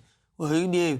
And of course, Angela Rayner is still receiving criticism following that, what critics described as a car crash interview, where she made contradictory statements about housing availability in the UK. Have a listen. Well, there's plenty of housing in the UK, but the houses, especially whoa, hang on. You can't, on the one hand, say we've got to build this 1.5 million houses, and then say there's plenty of housing already. There is plenty of housing, Trevor, already, but there's not enough for the people that desperately need it. So there's plenty of housing, but there's not enough for the people that desperately need it. And then it just doesn't make any sense. And then she goes on about 1.5 million. Who's going to have these houses? Well, we can now speak to Mike Jones, the Executive Director of Migration Watch. Mike, welcome to the programme. See, now, when I watch that, I feel that I feel like they don't know what they're doing. Oh, I completely agree. Angela Rayner seems to think that the law of supply and demand doesn't apply to immigrants, just the British people. But the thing is, the law of supply and demand is indiscriminate. It's very simple. If you increase the supply of people, then you increase the supply for the demand for housing, and prices increase along with that. Yeah. And she didn't seem to get it, because she said there was a lot of supply, then there wasn't a lot of supply, and then there wasn't enough for those who desperately need it. Anybody who needs a house or a home desperately needs it, irrespective of whether you're a migrant or British citizen or whatever. If you're homeless, you desperately need a house. That's just the general gist of things. What do you make of the fact that they are investing and they're going to build 1.5 million new homes? But again, we had over 600 people crossing the English Channel only yesterday. Where are they going to go? Good question. Well, there are actually 2 questions here. The first is, will Labour meet its housing targets of 1.5 million over 4 years? You know, some people are optimistic on this, others less so. It's still open to conjecture. I couldn't comment on that. But the second question is more interesting. If net migration continues at its current rate, will Labour's housing policy make a difference? And by difference, I mean, will it reduce the cost of mortgages? Will it reduce the cost of rents? And the answer to that question is simple. It's no. The cost of housing and the cost of rents will increase, and they'll increase much more rapidly than real wages. And even if Sir Keir Starmer manages to halve net migration, it's not going to make that much of a difference to prices. In fact, house prices could still increase at a much more rapid rate compared to real wages. Why do you think that the government don't appear to be taking the crisis across the Channel seriously? Because when I hear that, I think, you're not really taking this seriously. Hundreds of people are coming here on a daily basis via dinghy to this country, and we have to house them. And most of them will stay here anyway. And if they don't, or they fail their asylum claim, we will still pay for them to have legal representation until eventually, well, they end up staying. I think it's mostly an ideological failure. The Labour Party is emotionally committed to the Human Rights Act. But the problem with the Human Rights Act is it's the root cause of the illegal Channel crisis, because ultimately you cannot deport people who arrive from unsafe countries like Iraq, Syria, Afghanistan, and so on. And to make matters worse, Labour has got rid of the Rwanda plan, so there's no third safe country to deport these people. Labour have increased returns to safe countries, and that's a good thing. You know, that's low-hanging fruit. But if you want to stop the boats, end the crisis, you need a policy of detaining people and deporting them, ideally within 48 hours. But you can't do that with the Human Rights Act. Well, they might argue that the real problem is legal migration, which went crazy under the Conservative Party. I mean, they're supposed to be people who are conservative, but that's not how it went with them. And they would argue that actually the real problem is legal migration, not really those on the small boats, even though the numbers aren't that big, but legal migration is huge. In terms of numbers, yes. Legal migration is much, much larger. The Conservatives obviously had this bizarre points-based system which was uncapped. And the Labour Party have quite rightly described this as an experiment, like some crazy anarchist in a laboratory. Now, I agree with Keir Starmer on the diagnosis, but I don't agree with him on the cure. Starmer does not want to cap the legal migration system, and that is absolutely fatal. Does seem utter madness. You need to say what the full number should be, or at least have an idea of how many people you need. Thank you very much. That is Mike Jones. He's the Executive Director of Migration Watch. Right, well, 45 minutes after 5 o'clock, and Labour Minister for Housing and Planning, Matthew Pennycook, has denied that the majority of new homes will be sold to foreigners. Have a listen. He knows, as well as I do, that the majority of homes that developers sell in this country are to British nationals, that most parts of the country have local allocation rules in place and local residency requirements that means that non-British nationals can't access housing, that only those who are eligible for no recourse to public funds could do so. He knows those rules. He's scaremongering. It's beneath him. Well, up next, stay with me. We get to see your very special Christmas trees as we get the festive fun started early. I'm Nana Akwe. This is GB News. We are Britain's news channel. Hi there, I'm Michelle Dewberry, and I'm going to take a second to tell you all about my show, Dubes & Co. We start off with the issues of the day. We then bring in both sides of the argument. We get rid of the disrespect. And then you throw me into the mix. And trust me, I'll tell it exactly how it is. And then, of course, the magic ingredient, you at home. We mix it all together, and what have we got? In my opinion, the best debate show in town. Monday to Friday, 6 till 7 on GB News, Britain's news channel. This is GB News, Britain's news channel. Our next guest has a rather unique career story. She was working at a pub aged 18, and Holly Farmer was spotted by a modelling scout, and it turned out to be her lucky day. Scott Yoz-Clark sent this message to Holly. Holly, 18, 5'10", she does not belong in a pub. And I absolutely love that, Holly, because it's a bit like Dirty Dancing, where it's like, you can't put baby in the corner. Holly does not belong in a pub. You belong on the catwalk. What was that moment like for you when you were scouted by Yoz? It was crazy. I have to say I wasn't expecting it, to be honest. Like, I was just on my lunch break. I was working at a pub, so... yeah, I was on my lunch break walking, going to Primark, and... You're going to Primark? Got stopped by yours. And how did that interaction go? Well, first question was, how tall are you? So, 5'10". Very much that. Yeah, then he gave me his card and asked, explained everything, that he's a model scout, obviously. Yeah, because generally when I scout, especially when I get close to that person, I tend to look in their eyes, and when you see something there, it's like everything works on the face, and then the eyes gives you away. Well, you've spotted a gem in Holly. I mean, you can tell even when you walked in, you are built to be a model. I did my first fashion week here in London and then went to Paris, and it was really fun. Wow. Now it's my full-time job. It's a bit crazy, to be honest, to be able to say that modelling is my full-time job now. Some brands will ask you to be a bit more serious, and then others not so it depends on the client's request as well. Ellie, give us your best model face. Ready? 3. I wonder if we can come back. 3, 2, 1. Very nice. High fashion. Yeah. But you guys do all contorted moves, don't you? Yeah. All this high fashion. Do yours? I'm just permanently living in model you actually model are, world. though. He actually this does. is it. GB News, the People's Channel.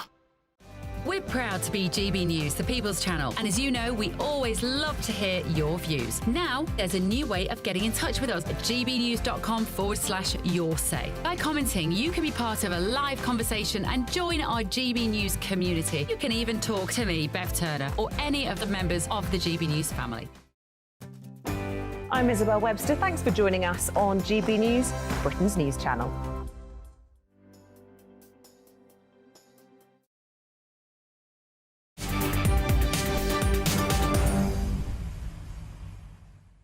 Good afternoon. There's only about 6 minutes or so left. I'm Nana Aquia. Welcome. This is GB News. We're live on TV, online and on digital radio. I'm in for Martin Daubney. Now, according to John Lewis, there have been a tremendous drop in this. I didn't write that one. Of larger Christmas trees as sales of 6-foot and 7-foot trees drop by 13% and 6% respectively.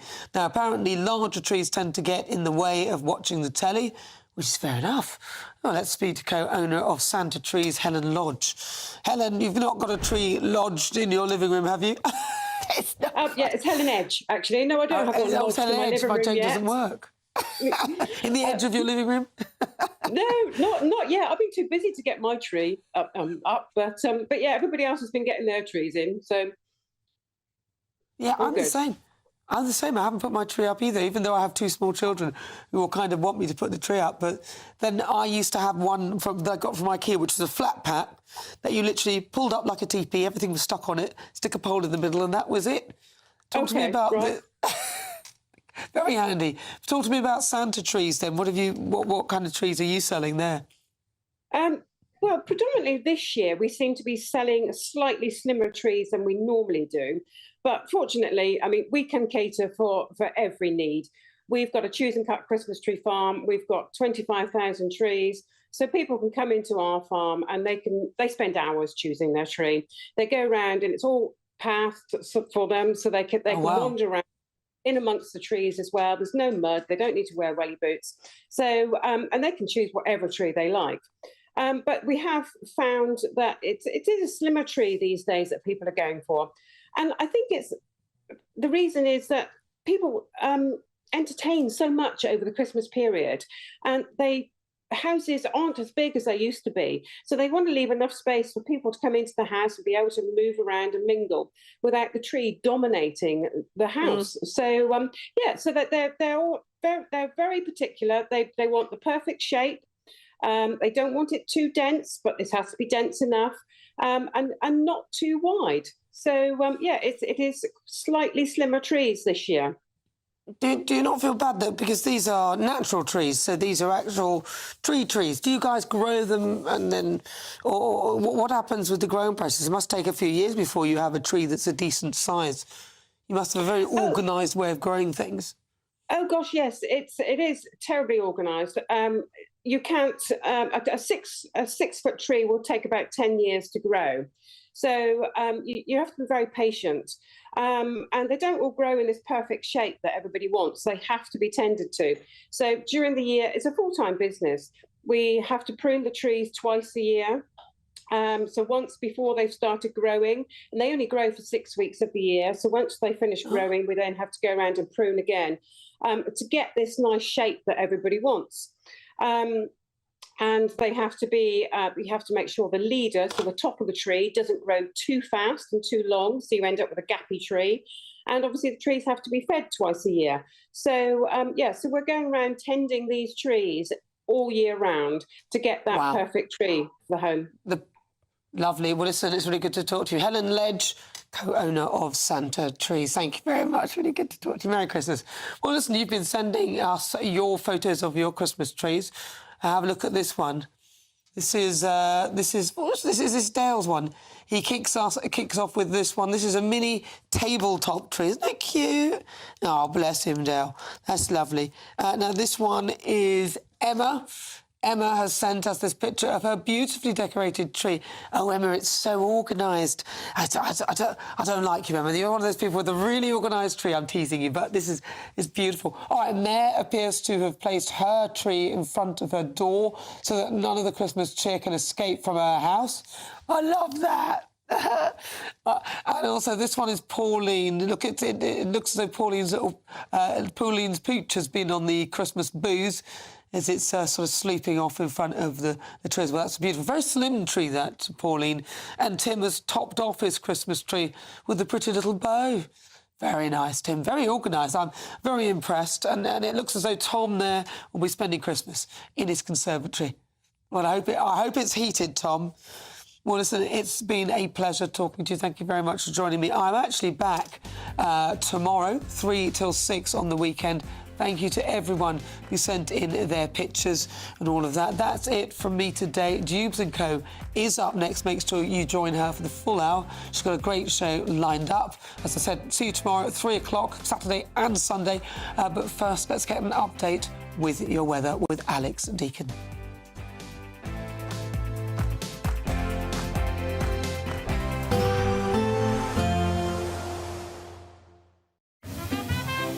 Heavy showers first thing will be followed by a warm, cosy day. Boxed boilers, sponsors of weather on GB News. Yes, it's time for your latest weather update from the Met Office here on GB News. Bit of a change on the way. For many of us, something a bit brighter tomorrow. We'll finally see a bit of blue sky. By Sunday, it'll be grey again, but it will, at least by then, be a little bit milder. Grey and chilly for most today. Bit of drizzle here and there. It's a bit of a messy weather picture, but this line of rain tracking south will introduce clearer skies behind it. And that will be spreading its way right across the south by tomorrow. But certainly tonight, it'll stay cloudy in the south. That keeps the temperatures up with the clearer skies. Certainly in eastern Scotland, we will see some frost here. But we should also see some sunshine across Scotland, northern England, North Wales. Also something a bit brighter tomorrow compared to the gloom of recent days. There's still going to be some showers coming into northern Scotland. A bit of snow on the tops of the Scottish mountains too. Rain showers filtering at times into the north of Northern Ireland and coming down through the Irish Sea into North Wales. But the cloud edging away. It'll still be pretty drab early doors over East Anglia and the southeast, but even here, by the time we get to lunchtime, that cloud should be breaking up to reveal some sunshine, and we haven't seen much of that this week across the south. So many places seeing sunny spells, still a few showers in North Wales, but the showers tending to fade across Scotland, but only to allow a bit more in the way of rain and drizzle to come in through the afternoon here, and the breeze also starting to pick up. Temperature-wise, 6s and 7s as they have been for much of the week, but of course a bit of sunshine will make something of a difference. By Sunday, well, the sun in short supply again. We're covered in cloud, but milder air is in place. Rain and drizzle over western hills and around the coast, turning very wet across northwest Scotland by the end of Sunday. Many areas just dry and cloudy on Sunday, but the temperatures double figures at least. In fact, many places 11 or 12 degrees Celsius. Do need to watch that rain in the northwest. Could really build up on Sunday and into Monday as well. Expect a warm front, moving from the kitchen right through to the rest of the house. Boxed boilers, sponsors of weather on GB News. The latest GB News travel. Good evening. The M180 westbound is blocked by tree cutting, junction 4 through to junction 3. It's queuing on the approach. They've had to close the motorway westbound side M180, junction 4 through to 3, to cut some trees. The M5 northbound is queuing where there was a collision earlier, junction 28 to 27 through Devon. The M5 southbound is affected by a vehicle having a tyre changed, junction 10 through Gloucestershire. The M6 southbound through Warwickshire is affected by an incident. 2 lanes are closed by a collision, junction 3 through to 2 near Coventry, causing long delays. Long delays on the M62 westbound near Leeds as well, junction 28 to 27, where there was a collision. And the A1M northbound is partially blocked by an obstruction, junction 35, slowing things down. The A74M, the exit slip road, closed by a collision